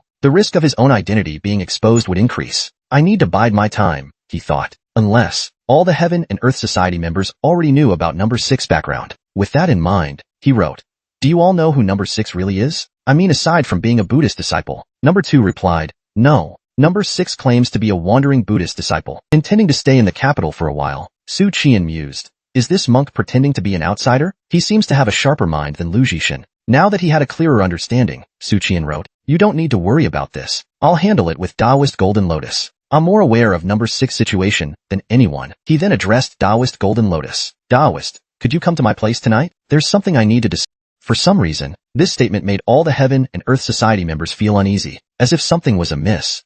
The fact that number 3 had figured out number 6's background was unsettling. His words imply that he even had some grasp on number 6's current condition. All this despite only having brief contact with him. Indeed, the scholars from the Cloud Path Academy are quite capable. Number 2 thought warily. Number 4 genuinely admired number 3. Number 3 is interesting. He had joined the society last, but the methods and acumen he displayed were already impressive, leaving others speechless. Number 4 looked forward to meeting him face-to-face in the capital someday, and learning more from him then. Number 5 joked, just don't dig too much into my identity, or I'll get upset. At this point, number 1 asked. Number 3, do you have more accurate information regarding the Sangbo case? Su Qian denied it, saying he hadn't been following the Sangbo case in recent days. After arranging a meeting time with Taoist Golden Lotus, Su Qian left the side hall and went straight to the Howren Tower to see Wei. Without even looking up, Wei Yuan chuckled. I've played chess for half my life. In the beginning, I lost game after game and kept challenging until I won against a national champion. Before I knew it, I couldn't find any worthy opponents. Su Qian silently thought to himself, but last time you played against the corrupt official, didn't you end in a draw? Wei Yuan set down a chess piece and rubbed his temples. But outside the chessboard, the enemies are endless. By the way, why have you come? Su Qian immediately replied. I've come to report on the case's progress, sir. Yesterday at dawn, Magistrate Zhao of Taikang County was imprisoned, and that night, he was silenced. The prefecture has kept the matter under wraps for now. Magistrate Zhao's death was peculiar. No poison, no wounds. He just passed away as if naturally. Wei Yuan paused for a few seconds, his gaze flickering. What do you think? Su Qian took a deep. After looking into it, I found that the only groups capable of such a thing, besides the thieves sect spirits, are the Northeast Wu Shaman sect. The Sangbo case involves both demons and the Northeast Wu Shaman sect. I've racked my brains trying to figure out who else, besides that one individual in court, could be colluding with both of these powerful factions. With a loud bang, Commander Wei Yuan smashed the chessboard. Pieces scattered all over. He stared sharply at Su Qianan. Once you leave this room, these words must not be repeated to anyone. Su Qianan hurriedly explained, but I'm having trouble investigating further. Wei Yuan replied coldly, step back. Su Qianan had no choice. He could only resign from the investigation. As Su Qianan's footsteps faded, Wei Yuan collected his chess pieces methodically. After a long silence, Wei Yuan instructed the staff to prepare a carriage. Let's head to the front lines. Back at the Chunfeng Hall, Su Qianan wished he had a cigarette. Thinking was hard without something to smoke. He listened as Lu Qing and 3 others discussed the case. His mind drifted away. The Northern King is at the border, he thought. I can't run out there to investigate. Besides, I wouldn't dare. Unless His Majesty issues a personal decree, a gold medallion alone won't get me access. The Duke's confidant is at the border, providing a perfect alibi. But there's no such thing as a perfect crime. If something was done, traces are left. It's just a matter of finding them. The Northern King isn't in the capital, but he must have a proxy. That proxy must... Too bad Wei Yuan won't help me. But if Wei Yuan could secure a decree, everything would be resolved. Fortunately, a cunning rabbit always has more than one hole. A wise man always has another way. Today's trip to Qinglong Temple wasn't in vain. The horizontal river at Qinglong Temple is a breakthrough point. To follow up on that lead, I need to find number 6. That's why I invited Golden Lotus to the Taoists' banquet. A knock at the door interrupted Su Qianan's thoughts. Frowning, he looked toward the door. Zhu Guangxiao, ever taciturn, stood at the entrance and said, The princess requests your presence. Su Qian thought of the cold, stunningly beautiful princess, and her majestic presence that could grace any table. What does Huiqing want with me? Could she be missing me? But didn't we just meet yesterday? It seems one day apart. Over in the Imperial garden, Emperor Yuanjing, dressed in Taoist robes, was playing chess with Wei Yuan, who wore his usual dark attire. Yesterday, the Grandmaster refined a furnace of golden elixirs. The Emperor remarked to Wei Yuan, I'll have someone bring you one later. Yuanjing, still in his Taoist robes, and Wei Yuan, ever in blue, continued their game. One was an emperor who rarely wore his dragon robes, the other a minister overseeing all officials, always clad in simple blue. As Yuanjing watched, he casually pocketed 3 black pieces, 3 chess pieces for 1 golden elixir, he joked. Isn't that a bit much? Wei Yuan replied with a grin. After a few more moves, Wei Yuan took 6 white pieces from the emperor. Your formation's a bit messy, so I'll tidy it up for you, Wei Yuan said, still smiling. Yuanjing's face remained neutral. Over the years, Wei Yuan, he said, You've always been the one I trust the most. Wei Yuan often wondered what might have been if he had never entered the palace. If he had pursued the imperial exams instead, the empire would have gained another great minister, and the emperor might have been spared some headaches. Wei Yuan's expression froze momentarily, before returning to normal. Well, I'm still working for your majesty now, he said with a smile. The crown prince frowned deeply, staring at the chessboard without a word. It wasn't the intensity of the game between his father and Wei Yuan that captured his attention. It was the meaning behind their conversation, which seemed cryptic and layered. These two men in the pavilion, one had devoted 20 years to Taoist cultivation, yet still maintained a firm grip on the court. The other, a eunuch, commanded the night watchman's bureau. His literary and military prowess left countless scholars astonished. Their conversations must be savored, examined carefully and thoroughly. At that moment, Emperor Yuanjing asked, "How is the investigation into the Sangbo case coming along? The reports submitted by the Yamen and the Ministry of Justice are a complete mess. Wasn't the officer from the Night Watchers in charge of it? That convict, with the surname Su?" Wei Yuan straightened his, realizing the emperor had brought up the abandoned case. However, Yuanjing didn't seem concerned about the name of a minor Night Watcher officer. He glanced at Wei Yuan, somewhat surprised that this eunuch minister had so formally uttered the name of a mere copper gong. Yuanjing took a sip of tea, looked down at the chessboard, and said while placing a piece, "He's a promising talent. He solved the case of the two performers, Xiao Qiguan and Zhou Qixiang, and he identified the issues with gunpowder. What progress has he made recently?" Eunuch Lu mentioned that the young man has been working late hours, coming and going early, to the point that even patrolling eunuchs can't find him. Wei Yuan followed the emperor's lead. He did uncover something. Yesterday at dawn, Zhao, the magistrate of Taikang County, died in the Yaman's dungeon. Yuanjing nodded. Chen Fuiying has already reported this matter to Wei Yuan. The cause of death? There were no external injuries, no poisoning by animals, and no other obvious means of asphyxiation. Either it was the work of a Taoist spirit, or a shaman from the northeast. With a light click, Yuanjing's fingers let a white chess piece drop onto the board. He fell silent for several seconds. Then he picked up the fallen piece with a smile, dropped it into the chess box, and said, "After all these years, I've never won a game. It's truly dull." Wei Yuan rose and bowed to Emperor Yuanjing, then turned to the crown prince and asked, "I heard Ling Long suddenly went berserk the other day, and threw linen into the lake." The crown prince replied, "At that time, linen was playing in the water, and Ling Long was frolicking on the surface. It was Huiqing's whistling that startled Ling Long, causing linen to fall into the water. However, there's one thing I can't understand. Ling Long's reaction was far too intense." Emperor Yuanjing silently agreed, thinking that Ling Long, except for himself as the emperor, treated all royal children almost equally, prince or princess, as long as they hadn't ascended the throne, were essentially the same. The crown prince continued, "But father, there's more to it." Ling Long not only shook off linen, but also eagerly swam toward Huiqing, even ramming the shore with its head. It lingered by the shore, waiting for Huiqing to approach. Emperor Yuanjing's eyes suddenly gleamed sharply. He fixed his gaze on the crown prince, asking, "Did Huiqing try to get closer?" The crown prince shook his head, but added, "What's strange is that when Huiqing did try to get closer, Ling Long unexpectedly resisted and drove her away."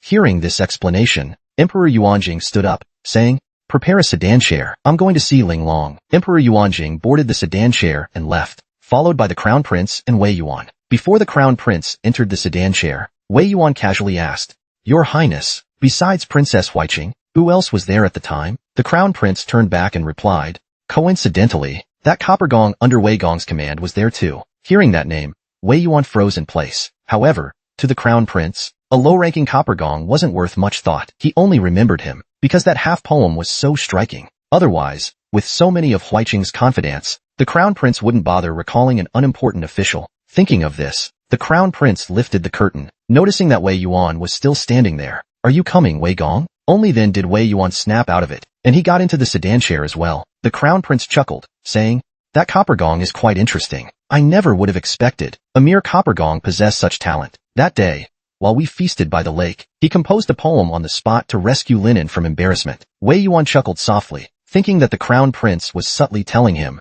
his copper gong had already become Princess Huiqing's man. Still, the crown prince's words piqued his interest. What poem did he write? The crown prince recited, "In the end, heaven isn't in the water. A boat full of clear dreams presses down the galaxy." Wei Yuan's eyes lit up, deeply impressed by these. After a moment's pause, the crown prince heard Wei Yuan's voice from the opposite sedan chair. "What's the first half of the poem?" The crown prince smirked. That's all I remember. Wei Yuan's face darkened instantly, and he fell silent. He seemed to be mentally preparing himself, otherwise, he might lose his temper and kill that dog Su Qian. Seeing the prolonged silence, Crown Prince's mood brightened.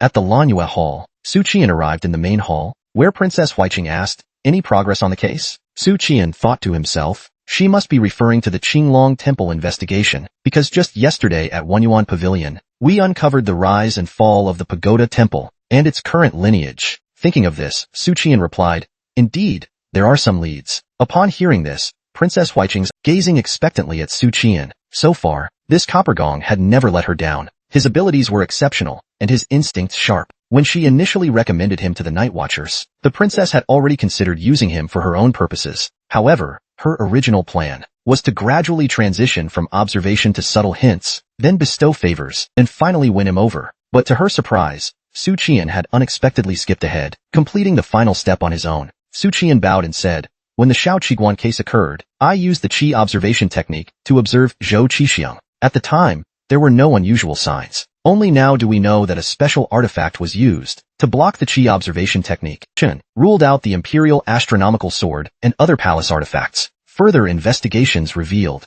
that Qinglong Temple had an artifact capable of concealing its aura. However, we can't confirm now whether the artifact on Zhou Qixiang was from Qinglong Temple. The princess asked if the Qinglong Temple artifact is still around. Su Qian shook his head. "It was lost long ago. I was just about to report this matter to you, Your Highness," Su Qian explained. "About a year ago, a monk named Hong Hui from Qinglong Temple fell in love and eloped with a female pilgrim. In the process, he stole that artifact." The princess immediately questioned, if he simply eloped, why would he steal the artifact? Su Qian mentally praised her. This woman is indeed sharp, he thought. She immediately pinpointed the key issue. He then said, "This matter requires further verification. I'll need the princess's help with this investigation." The princess raised an eyebrow, somewhat surprised. But then Su Qian's next statement landed like a thunderclap in her mind. Her cold, jade-like face, for the first time, showed strong emotional waves. "Do you know Princess Pingyang?" he asked, his voice trembling slightly, and his gaze fixed firmly on Su Qian. "Is this true?" she asked. Su Qian nodded. "It's information from Qinglong Temple's ledgers," he said. "The abbot revealed it to the investigator. Whether it's true or not still needs confirmation." Princess Huiqing sighed lightly. "Pingyang is Prince Yu's and my cousin. You've met my third brother, right? He always prides himself as a scholar, different from the other royal siblings. His early mentor was Uncle Yu, a learned and talented scholar. Uncle Yu once studied under the renowned Confucian Zhang Sheng. He was well-versed in military strategy and even served as Minister of War. There were even rumors that he might enter the cabinet and contend for the top post." Su Qian was skeptical. "That's impossible," he thought. "Isn't the cabinet only for scholars? Besides, the top post holds even more power than Wei Yuan. Would Emperor Yuanjing really allow a prince to take that position?" Princess Huiqing noticed Su Qian's doubt and patiently explained, "Uncle Yu is supported by the military nobles. In the past, it wasn't unheard of for a noble to lead the cabinet. And it wasn't just a single case. During the early days of the Great Feng Empire, military nobles were gradually marginalized in court. They no longer have the ability to contend for the top post. So, Uncle Yu is the flag-bearer for the military nobles, and behind him is the struggle between the scholars and the military nobles." Princess Huiqing continued, "Uncle Yu's wife was a talented woman, but tragically, her life was short. She left him only one daughter. Uncle Yu is a devoted man and has never taken another wife. He cherishes the child she left behind, but over a year ago, Pingyang suddenly disappeared. At the time, my father sent troops to search the entire capital, and most of the Directorate of Celestial Surveillance was mobilized, but Pingyang was never found. This was a heavy blow to Uncle Yu. He soon fell ill and took to his bed. The illness lingered, and even the Directorate's healers were helpless, for it was an ailment of the heart." Su Qian listened to the story, processing today's news as he ate. Despite the efforts of the troops and the Directorate's experts, Princess Pingyang's whereabouts remained a mystery. She must have used that artifact to mask her aura, or it would have been nearly impossible to escape the capital's borders unnoticed. No wonder Hong Hui needed to steal the artifact. "I see now," Su Qian thought. Princess Huiqing sighed deeply. "You must keep investigating. If you encounter any difficulties or insurmountable obstacles, feel free to come to me," the princess said. Su Qian immediately cupped his hands in response. At that moment, Huiqing seemed to remember something. In a somewhat cold tone, she asked, "By the way, I heard Linen sought you out yesterday?" Su Qian's hair stood on end at her words. It sounded like she was saying, "Your ex came looking for you yesterday." Su Qian had no choice but to reply, "Yes, she did. She wanted me to pledge loyalty to her," he continued. She said I should work for her, even be her lackey. And then she gave me a demonic jade as a reward. Why didn't you refuse her? The princess asked, her face expressionless. Su Qian broke into a cold sweat. One wrong move, and he might be in serious trouble. Besides, how was a small fry like him supposed to handle the royal sister's schemes? In the end, Su Qian gritted his teeth and said, she told me that if I didn't agree, she would shout that I tried to violate her. The princess exposed his lie without hesitation. Given your intelligence, you should have seen through such a hollow threat. Su Qian nearly collapsed inside. This woman's demeanor was icy and stern, but her personality was overbearingly sharp. Glancing at her with a touch of disbelief, he stammered, yes, I understand. I'll return the demonic jade to Princess Linen and sever ties with her. From now on, I'll serve only you.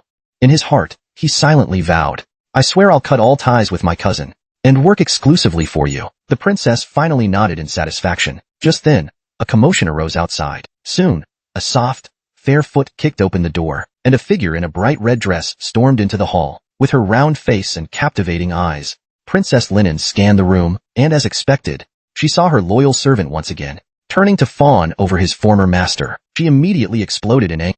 Have you forgotten whose servant you are? Su Qian sighed deeply in his heart. Instinctively, Su Qian looked at Princess Huiqing, hoping she would step in and smooth things over. However, Huiqing simply looked at him with an ambiguous smile, her gaze seemingly saying, it's your choice. Su Qian felt cornered. Yesterday, he had accepted the jade pendant from Linen, never imagining the repercussions would come so soon. This kind of dilemma would have been easy to handle in his previous life. Just a simple decision. At worst, a couple of slaps. But in this ancient era, such a choice might leave a scar the size of a bowl. Thinking this through, Su Qian turned and cupped his hands toward Linen, implying he had a set approach in mind. But he overestimated the second princess's intelligence, or underestimated her capriciousness and arrogance. With a haughty tone, Linen said, you wouldn't come and ask me first? Hearing this, Huiqing let out a cold chuckle. Linen's greatest strength was her confidence. Even an idiot could detect the sarcasm, but this gave Su Qian a moment of relief. The princess took over the confrontation, leaving him in the background. The two royal sisters had always been at odds. From childhood squabbles to grown-up disputes, they just couldn't get along. Linen snorted. Huiqing, Su Qian belongs to me now. He accepted my demonic jade and agreed to serve me. A wise man serves a worthy master, unlike some people, who are so stingy, expecting the horse to run but not feeding it. I, on the other hand, am much more generous. Princess Huiqing said nothing, but Linen continued asserting her claim. If you want to use my people, fine, but you have to get my permission first. Today, I'm in a bad mood, so you can't order him around. Princess Huiqing calmly took a sip of tea, radiating quiet confidence. Linen, who detested such poise, glared at her with blossoming anger. She then turned to Su Qian and commanded, come with me now. Su Qian cleared his throat. Your Highnesses, I am a night watcher. My allegiance is to His Majesty. However, before he could continue, both princesses snapped. Shut up. Suddenly, Su Qian realized the depth of the conflict. This wasn't one-sided. The second princess enjoyed stirring things up, and the domineering eldest princess welcomed any challenge. He was merely the powerless pawn caught in the middle. When faced with two demanding figures, what choice could he make?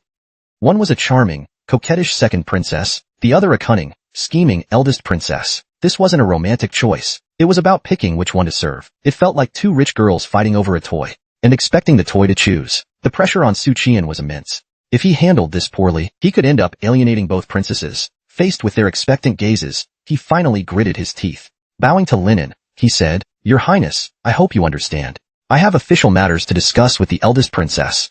His words were carefully phrased, but his choice was clear. He had chosen Huiqing. Linen bit her lip and glared at Su Qian. She then turned and left without another word. She had lost again, humiliated once more in front of Huiqing. That arrogant, condescending eldest princess had used a mere copper gong to slight her. Never before had Princess Linen felt so defeated and humiliated. She left silently, fuming. Su Qian paid no heed to her departure. Instead, he calmly discussed a few matters with the eldest princess. Suddenly, he touched his chest, remembering something. With a wry smile, he said, I still haven't returned the jade pendant to the second princess. If you'll excuse me, Your Highness, I'll take my leave. The eldest princess nodded, seemingly in good spirits. The princess motioned for Su Qian to leave. Su Qian walked out of the elegant garden at a steady pace. Once outside, he grabbed a guard and asked where the second princess went. The guard pointed in a direction. Instantly, Su Qian dashed off like a stray dog set loose, hurrying after Linen. A few minutes later, he spotted the second princess's fiery figure, walking briskly with two maids. Su Qian caught up and shouted, Second princess, please wait. Linen heard him but ignored him. Instead, she quickened her pace. Su Qian hurried ahead and stopped in front of her. Before he could say anything, he froze. Her Highness was crying. Her resilience isn't very strong, he thought. Linen immediately turned her head away and said coldly, "You wretched servant. Why are you following me? Are you plotting something improper?" Seeing that she neither walked away nor called for help, Su Qian felt there was still a chance to mend things. He solemnly said, "Your Highness, I remain loyal to you and you alone." Linen turned sharply, sneering. "Su Qian, do you think I'm that easily fooled?" Her impression of Su Qian hit rock bottom. This double-faced lackey of Huiqing was truly despicable, trying to curry favor with both sides. How revolting. If not for his poetic talent, and the fact that Huiqing valued him, she wouldn't have bothered with such a scoundrel. Su Qian sighed and said, "Perhaps in your Highness's eyes, I'm a shameless opportunist. I won't deny it." He handed the jade pendant back. "Please take this back. Such a fine piece shouldn't follow me to my grave." Linen blinked, startled. "What did you say?" Su Qian lowered his head, holding out the jade pendant. "Your Highness has always been generous. Never has anyone of such status offered me their personal demonic jade. Your kindness moves me deeply," Su Qian said. "The second princess is so considerate, and I am not one to fail to appreciate such generosity." With a sigh, he once again extended the pendant. "Perhaps I am simply not destined to—" The second princess was slightly irritated, but she did not forgive him. After all, as Emperor Yuanjing's favorite daughter, she had heard plenty of flattery. However, the man's expression was sincere, and his tone earnest. For that reason, she was willing to hear him out. "What did you mean by to the grave earlier?" Su Qian gave a wry smile. "I thought the second princess would have already investigated me." Princess Linen looked slightly guilty. She actually hadn't done much digging. "What's this about a demonic punishment?" she asked. "I heard from Huiqing," she continued, "that it was because you beheaded a superior that you were sentenced to a demonic punishment." Linen pursed her lips, but her anger still lingered. "And what does Huiqing have to do with it?" Su Qian replied calmly. "The eldest princess is quite curious about the Sangbo case. She wants the latest updates and promised that if I regularly report to her, she would plead with His Majesty on my behalf when the case is resolved, regardless of whether I achieve merit or not. I thought it best not to trouble you, Your Highness, as I am merely a criminal," Su Qian said softly. "I did not want to burden you further, so I decided to agree to the eldest princess's proposal. Once I've cleared my name, I will then be able to fully serve you." The sincerity in Su Qian's eyes was overwhelming, softening the second princess's anger. "You should have told me," Linen said in frustration. "Father favors me the most. It would have been more reliable to let me plead on your behalf than Huiqing." Her words caused a visible emotional reaction on Su Qian's face, a mix of gratitude and surprise. And then, with a trembling voice, he said, "Your Highness, you would truly plead for a mere copper gong like me?" Linen suddenly understood. It turned out he thought she wouldn't help, so he turned to Huiqing as his lifeline. She felt both annoyed and amused. What she'd said earlier was just out of anger, but now that they'd come this far, she felt compelled to follow through. So she simply said, "Of course, I never mistreat my own people." Su Qian cupped his hands and carefully replied, "Your Highness, all I wish for now is to buy a piece of land." Linen was puzzled. "Buy what land?" she asked. "The land is called unwavering loyalty," Su Qian said with a serious expression. Linen was taken aback and slightly touched. She had never heard anyone say this to her before. Her earlier irritation towards Su Qian completely faded. If she had been fighting Huiqing over a toy before, now she truly felt that having a subordinate like him wasn't so bad. Still, remembering how this little copper gong, she huffed. In a soft tone,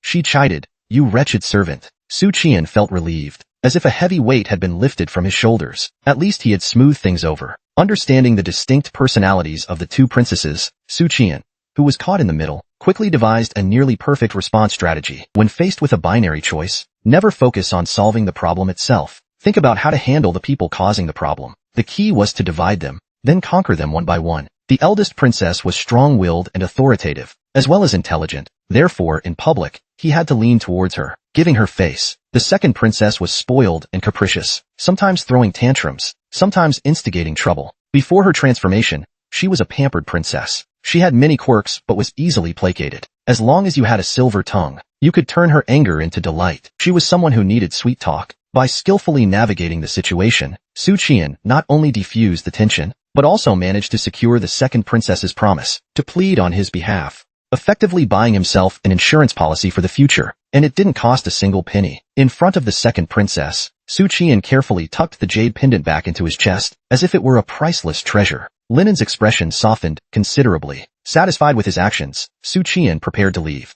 But Princess Linen glanced at him and said, "What's the rush? You are my subordinate. I have yet to assign you anything." Having poached him from Huiqing, Linen wanted all the royal siblings to see it. It was about saving face and making sure Huiqing lost some. Su Qian gave a resigned bow. Your Highness, please instruct me. The carefree second princess suddenly realized she had nothing specific for him to do. Tilting her head, she said, the weather's nice today, and that pesky Huiqing isn't around. I'm going to find Ling Long to play. You'll come with me. No need to bring the guards. Meanwhile, Emperor Yuanjing stood atop a high platform, reprimanding Ling Long. What's wrong with you? Linen's played with you since she was little. Why did you suddenly toss her into the water the other day? Ling Long, one of the ancient divine beasts, was born from pure qi. Although it no longer mingled with the demon race, its closest kin would be other ancient creatures. As one of these rare creatures, Ling Long's kind were few in number, but their lifespans were long. Traditionally, they served as the royal family's semi-sacred beasts. Both the Great Feng and previous dynasties kept such creatures in their palaces. Ling Long snorted lazily, lying by the bank, listless. It seemed indifferent to Emperor Yuanjing's scolding, its dark button-like eyes glancing at him, as if to ask, are you done? Nearby, the crown prince observed Ling Long, recalling that day. Back then, Ling Long lay just like this, but seemed more respectful, more on edge. For generations, Ling Long had served as the emperor's mountain water. It was said that in ancient times, in the days when humans and demons shared the land, unlike now, when races are clearly divided, there used to be a more intermixed coexistence. At that time, it was not uncommon for humans to be preyed upon by demons, or for demons to humans, not being adept swimmers, were helpless against river demons. But the Imperial family, riding creatures like Ling Long, could easily enter the water and hunt demons. Nowadays, the emperor of the Great Feng dynasty no longer needed to fight demons, and the water mounts became more ornamental. Since taking up cultivation, Emperor Yuanjing hadn't visited Ling Long in many years. He thought back to the grand procession, when he first ascended the throne, with Ling Long swimming elegantly down the river. With a graceful leap, Emperor Yuanjing mounted Ling Long's broad back, grasping its horns. It's been years since I've been close to you, he said. I imagine you must feel lonely. Ling Long let out a joyous cry, its limbs moving gracefully, as it glided through the lake with the emperor on its back. The crown prince watched enviously, imagining the day when he, too, could ride Ling Long. His royal siblings stood on the shore, watching eagerly. Just then, Ling Long, who had been swimming joyfully in the lake, suddenly let out a roar, as if provoked by something. It reared its head high, roaring thunderously and shaking its neck, causing Emperor Yuanjing to be flung off, as Ling Long tossed him aside. Several high-ranking experts by the lake reacted instantly. In midair, Yuanjing steadied himself, lightly tapping the water's surface, and landing smoothly. Yuanjing, both furious and puzzled, couldn't believe Ling Long had treated him this way. After throwing him off, Ling Long's rage hadn't subsided. It charged forward, headbutting one of the incoming experts. There was a series of booms, and several columns of water shot up into the air, striking the guards who were leaping or stepping on the lake. No one had expected such a fierce reaction from this spirit beast. It suddenly left the water's surface, rushing toward the shore. Yuanjing realized something was wrong. What's going on? Ling Long appeared to have been provoked by something. The massive beast charged onto land, snapping snow-covered pines and cypresses. It rampaged uncontrollably. Its sharp claws easily shredded the paving stones. Where is it going? The crown prince and Wei Yuan hurried over. The crown prince looked alarmed. He had never seen Ling Long so out of control. It was supposed to be docile, even toward his royal siblings. It was always gentle. It never showed aggression. Yuanjing frowned. It's trying to escape, he said firmly. The crown prince was stunned again. Ling Long is escaping? Why would his father use the word escape? What was it afraid of? What was it running from? But where could be safer than the Imperial city? Yuanjing didn't give him a chance to ask. He ordered the guards to prepare horses. They had to pursue Ling Long.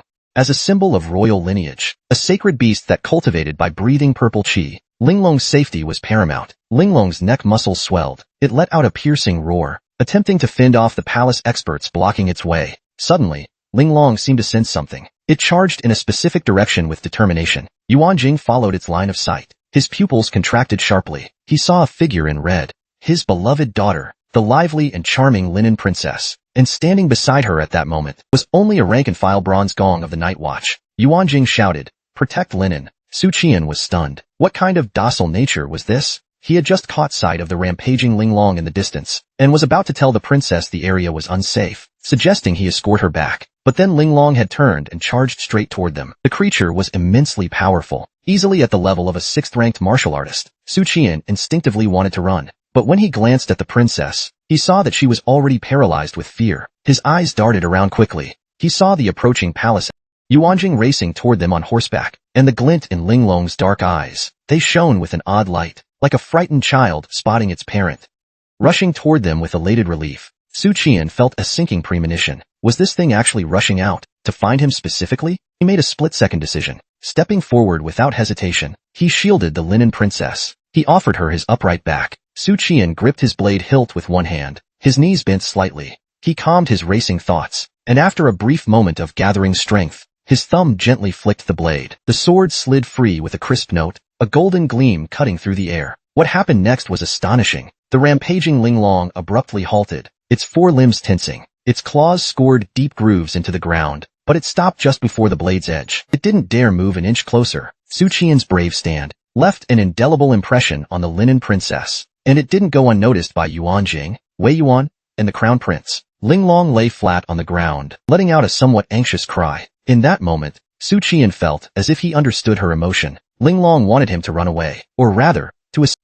She seemed agitated, fearful, as if threatened by something, but in his presence, she felt calmer. Yet her fear hadn't diminished. Su Qian began to piece together a guess. She wants me to run with her, or she wants to take me along as she runs. Su Qian spoke soothingly. Don't be afraid. I'm here, said Su Qian. The second princess, assuming Su Qian was speaking to her, instantly felt a deep sense of security. Even Ling Long, hearing those words, seemed less agitated. It let out a low, dispirited call. Just then, a squad of guards arrived, hauling a large, dark gold net. With a sharp flick, the net unfurled, covering the 3-meter-long beast. Yuan rode up, casting a careful eye on the second princess. When he saw she was unharmed, he sighed in relief. Then he turned his sharp gaze to Su Qian. The great Feng court had one advantage. Except in certain solemn settings, one needed only to bow before the emperor, not kneel. Su Qian immediately clasped his hands and bowed. Your Majesty. Yuan raised a hand. Well done. What is your name? Still looking down, Su Qian answered. Your servant, Su Qian. Yuan paused. Su Qian, he repeated, surprised. You're that Su Qian? Su Qian nodded.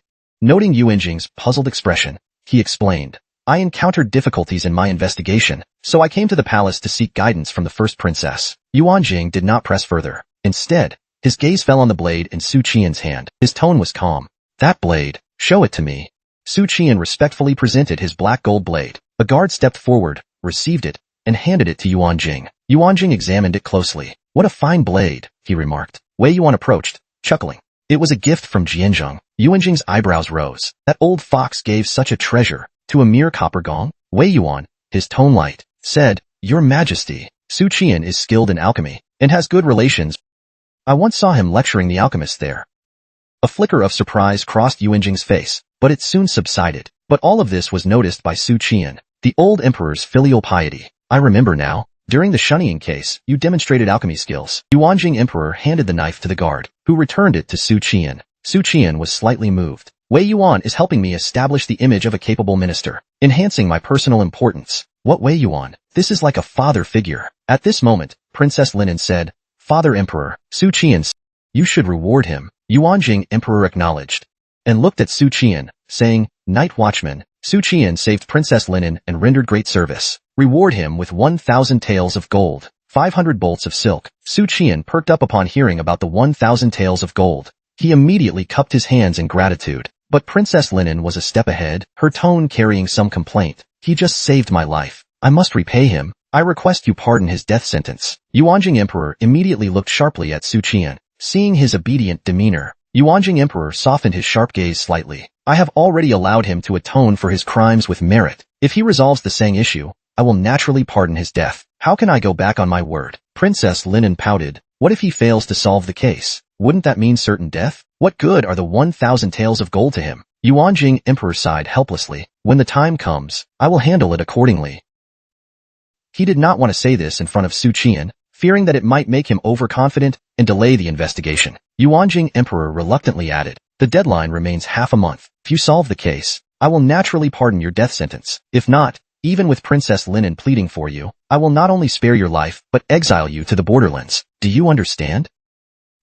Su Qian loudly expressed his gratitude to the emperor for his mercy. The princess playfully winked at him. Her smile was radiant. This investment paid off big time. Even if I fail to uncover the mastermind behind the Sangbo case, I won't have to die. At worst, I'll be exiled. Being exiled is no big deal. With Wei Yuan, Linen, and Huiqing backing me, I have nothing to worry about as a servant of 3 families. Yuanjing Emperor glanced at the well-behaved Ling Long, and his anger flared. He shouted angrily, "Drag that beast back into the lake." Ling Long propped itself up on its claws, stamping hard on the ground at Yuanjing Emperor. Yuanjing Emperor cursed, "Fine, get back in there yourself." Su Qian silently watched Yuanjing Emperor's departing figure. When Princess Linen pleaded on his behalf earlier, he had shot a sharp look at him. Did he think I was manipulating Linen's rumors? That's right. Yuanjing Emperor truly is a control freak, an emperor desperate for immortality, and deeply obsessed with power. Dealing with someone so adept at power plays is exhausting. I don't dare make too many subtle moves. Even a glance, a slight change in expression, could reveal my inner thoughts. Thankfully, my acting skills are decent. I've managed a convincingly anxious demeanor. By the lakeside platform, Yuanjing Emperor muttered quietly. Ling Long emerged from the water, listening lethargically. The man and the creature talked for a long time, until Yuanjing Emperor finally left in a huff. Wei Yuan noticed his gloomy expression, and consoled him. "Your Majesty, why bother getting upset over a beast?" Yuanjing Emperor, still simmering with anger, snorted coldly. "That damn thing is becoming more and more insolent toward me. Even when I speak to it, it's indifferent." Ling Long wouldn't go berserk for no reason. "Wei Yuan, deliver my decree. Increase the Imperial City's defenses. Xiao Jing must not let anyone enter or leave the Imperial City." "Oh, and why did that beast suddenly quiet down just now?" Wei Yuan shook his head. Maybe it ran out of venom. Yuanjing Emperor clearly didn't believe that nonsense. He had a vague suspicion in his mind. It just seemed too absurd. Wei Yuan also sensed something off at that moment. Last time Ling Long acted up without warning.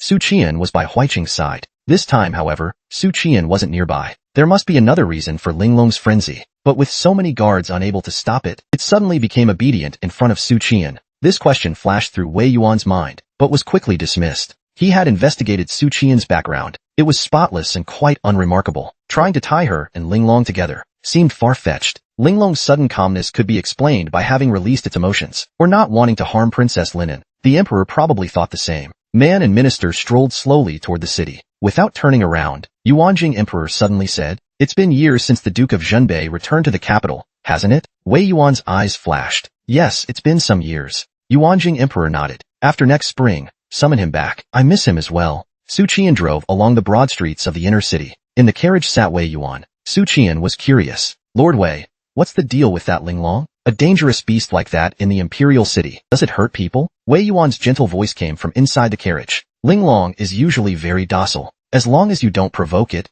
it won't attack." Su Qian casually asked, trying to keep his tone steady. "No exceptions?" Wei Yuan said slowly. "No exceptions." Su Qian was silent for a moment. With nothing more to say, he added, "Lord Wei, I've discovered some things that make this case even more complicated. I'm a bit unsure of my approach. Today, I visited the Azure Dragon Temple. I learned of a secret record. At the Azure Dragon Temple, there was a monk named Hung Hui, who, over a year ago, fell in love with a frequent female visitor. He stole a relic from the temple that could conceal their aura and eloped with her. That female visitor turned out to be the long-missing Princess Pingyang. Wei Yuan's deep voice asked, "Why didn't you report this earlier?" Su Qian felt a bit sheepish. "I thought I'd show off to the princess first." No, I meant to make sure my lead was solid first. Without concrete evidence, I didn't want to mislead you. Only after meeting the princess did I realize that the Princess Pingyang's elopement might involve a conflict between the nobility and the officials. For now, I'm not certain whether Princess Pingyang and Hung Hui are linked to the Sangbo case. Although Jin Wuwei Captain Zhou Qixiang carried an aura-concealing relic, he has already fled the capital. Whether or not it's the same relic from the Azure Dragon Temple, who knows? Hearing this, Wei Yuan fell silent. The carriage entered the night watchman's office. The two of them went into the curious pavilion. Wei Yuan asked Su Qian to brew tea, while he stood at the viewing hall, taking in the scenery. Time passed, minute by minute, until Su Qian called out that the tea was ready. Wei Yuan approached the table, glanced at the tea, and shook his head. "The first brew should be discarded. You shouldn't drink it directly. Its bitterness will mask the tea's sweetness." Su Qian thought, "Are you making me do this on purpose?" He envisioned his uncle's smug expression, while his face displayed a servile smile. "I'm just a rough man. I lack experience." At that moment, Wei Yuan pulled out a silk box, and smiling, pushed it towards Su Qian. "Open it and see." Su Qian opened the box immediately. Inside was a pill the size of a longan, translucent and amber-colored. A rich medicinal aroma filled the air. Wei Yuan said, "This is a golden elixir bestowed by His Majesty. It can strengthen the body and increase one's cultivation. The National Preceptor spent months to produce just one batch. Priceless, and it's yours." "This thing is useless to me, and not very useful for high-level martial artists either." Right now, the person who most needs a boost in cultivation is you. Since I've said I'd nurture you, I won't let it go to waste. Su Qian's joy and gratitude came from the heart. A thought crossed his mind. In the end, loyalty pays off. Wei Yuan said, once you've absorbed the elixir, your middle dantian should be filled with vitality. At that point, you'll need to start meditating to strengthen your primordial spirit. This way, your cultivation progress will be at least a third faster than others at the same level. Su Qian was. This is the benefit of being backed by a big organization. If I were just a lone wanderer, I'd be stuck at the qi refining stage like my second uncle. He felt fortunate for having made the right choice that day, not taking risks when he saw number 9 and instead seeking Wei Yuan's help. If not for that, he would never have earned Wei Yuan's appreciation and trust. He knew that without Wei Yuan's trust, even if he had Wei Yuan's favor, he'd still be struggling to accumulate achievements. Instead of being given a golden elixir just like that, Su Qian earnestly asked about cultivating his spirit. Lord Wei, once I reach the peak of spirit refinement and gain an indestructible body, how should I continue my cultivation? Wei Yuan smiled and replied, when you reach the peak of spirit refinement, your vital energy and primordial spirit will merge. At that point, your body will undergo a complete transformation. During the transformation, you'll need to strike every part of your body, like a blacksmith tempering iron and removing impurities, to refine it into steel. Su Qian was filled with confusion and concern. Strike every part of the body? What about my private parts? That's not something someone my age should have to endure. If I mess this up, I'll really end up with nothing. Wei Yuan seemed to notice Su Qian's concern. He laughed and added, that's the old method. Times have changed. Now martial artists temper their bodies with medicinal techniques. Su Qian let out a relieved breath and continued asking, I found a description about the 5th rank in the materials I looked through. It roughly says that the body gains life in each part, making them as flexible as one's arms yet also independent. I think that description is nonsense. The body is a unified whole, and already alive as it is. Saying it gives life to each part sounds ridiculous. Wei Yuan shook his head and said, the exact methods of cultivation, I'll tell you once you reach that level. Knowing too much now only leads to overthinking and unnecessary worry. Alright, take the pill here. Let's see if this golden elixir can fill your middle dantian. Not everyone can gain that effect. I based my judgment on your aptitude, but we won't know for sure until you try. Su Qian opened the silk box. Without hesitation, he chewed the pill thoroughly and swallowed it. A few seconds later, a burning sensation spread from his stomach. It felt like a fire igniting inside. The heat scorched his insides, pushing him toward his limits. Su Qian sat down and began to focus. He guided the heat through his meridians, circulating it throughout his body. The spacious tea room echoed with deep, resonant breaths, like those of a great beast. Wei Yuan squinted slightly, silently observing Su Qian. An hour later, Su Qian felt the heat inside him subside. His body was filled with vitality, and he felt better than ever. Now, Su Qian was confident that, even against a foe protected by a gong-like artifact, he could slay a spirit-refining demon with a single strike. Su Qian was thrilled by his transformation. Wei Yuan nodded approvingly. You truly are a rare martial talent. He stood up, took out a thin booklet and a scroll from his pocket, and handed them to Su Qian. This booklet contains methods for visualization. Wei Yuan explained. Follow the instructions. This scroll is the image you will be visualizing. The figure you meditate on affects the martial artist's mindset. This spirit is imprinted into the painting by the artist. I spent a long time picking this one. I believe it's most suitable for you. Su Qian unfolded the scroll. It depicted a colossal figure, head touching the heavens, feet planted firmly on the ground. His expression and the detail of his muscles exuded strength. But what struck most was the unyielding aura, a defiance that seemed to challenge the very heavens and hells, as if nothing in the world could make him falter. Overjoyed, Su Qian carefully stored the booklet and scroll. Then he hesitantly asked, Lord Wei, can I share this visualization with someone else? He added, it's my second uncle. Su Qian decided that honesty was best when dealing with Wei Yuan. There was no point in trying to be sneaky. After all, Wei Yuan would see through any deception. Wei Yuan responded, just return it in 3 months. What you do with it during that time, who you share it with, doesn't concern me. But let me remind you, each visualization scroll is priceless. If you damage it, your future will be bleak. Just then, footsteps echoed from the stairs. Nan Gongqian entered, her expression somber. She glanced at the visualization scroll in Su Qian's hands, her heart burning with jealousy. She mentally cursed this junior officer once more. Father actually gave him a visualization scroll. With that thought, she let out a cold snort, expressing her displeasure. She then leaned over and whispered something into Wei Yuan's ear. Wei Yuan sighed and said, I understand. He hinted at it during our last chess game. Our emperor can tolerate corrupt officials, but he won't allow anyone to challenge his authority. Wei Yuan added, 3 of my informants in the palace have been removed. Su Qian lowered his eyes, pretending not to hear. Wei Yuan then said, just wait a little longer. The gold and silk the emperor promised you will be here soon.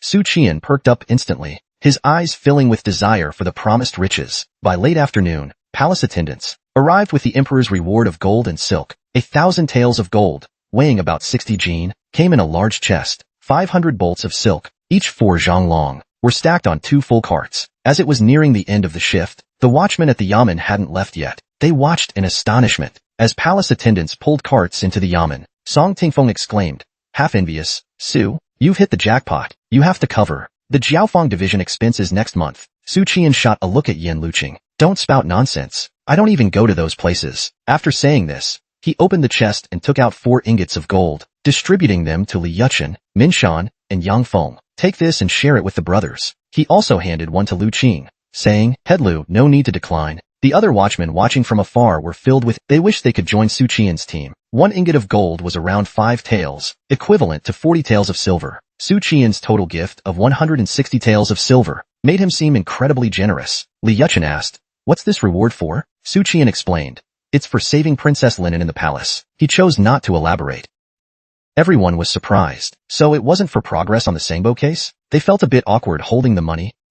Realizing they didn't earn it through their own achievements, they had thought it was a reward for the progress on the Sangbo case. Su Qian laughed. You've all worked hard these past few days. I never treat my team unfairly. These words, coupled with his demeanor, made everyone's expressions subtly shift. Su Qian glanced around.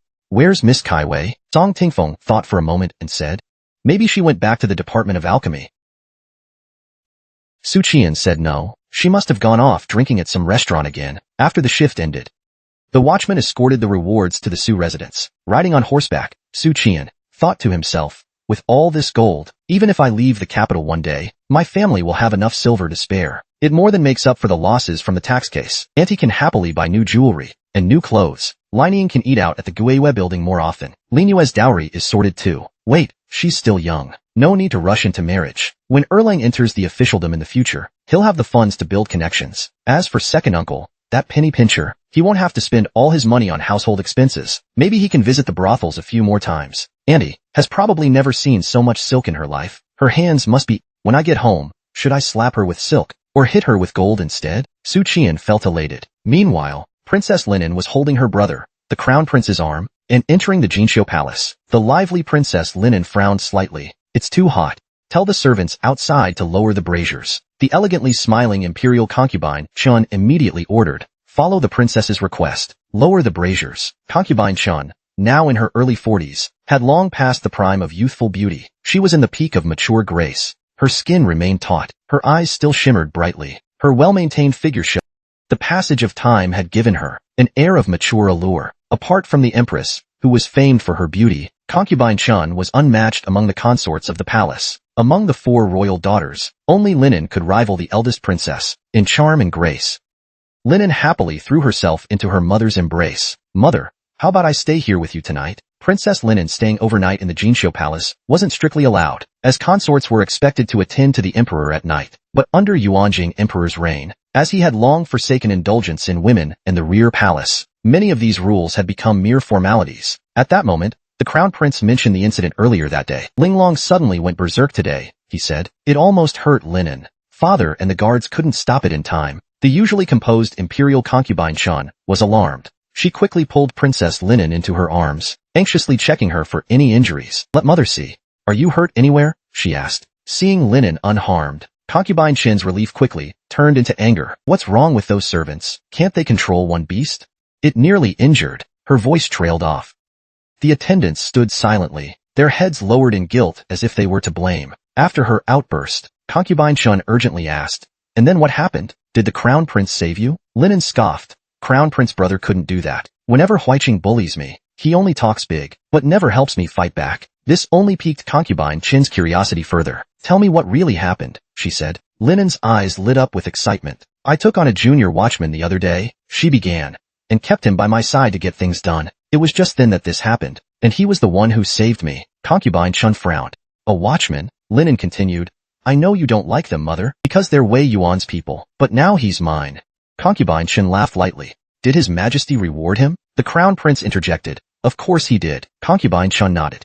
Then I should reward him too. Later, I'll send someone to the treasury to fetch some jewelry. But of course, Concubine Chun couldn't reward a subject directly. The reward would go to the women in his household. Hearing this, the Crown Prince frowned. When did Su Qian become yours? He asked. Princess Linen lifted her chin proudly. Proudly, she declared.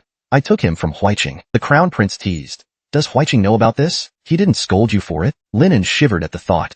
Would he dare scold me? Then, as if recalling something, she arrogantly added, I'll take Su Qian to see him later. That way, I'll have protection and it'll annoy him too. In December, the days turned dark early. The clear night sky was lit by lanterns, and the architecture had a classic charm. Every time Su Qian saw this view, he regretted not learning to paint. At this hour, the Su residence was already locked up. Old Zhang at the gate knew that Su Dalong never used the front door, so he was quite surprised when Su Qian knocked. When he opened the door, his face showed shock. Su Qian instructed, have the people from the Han residence come to move the goods. Old Zhang's eyes moved past Su's shoulder, to the 3 carts behind him and the watchman accompanying him.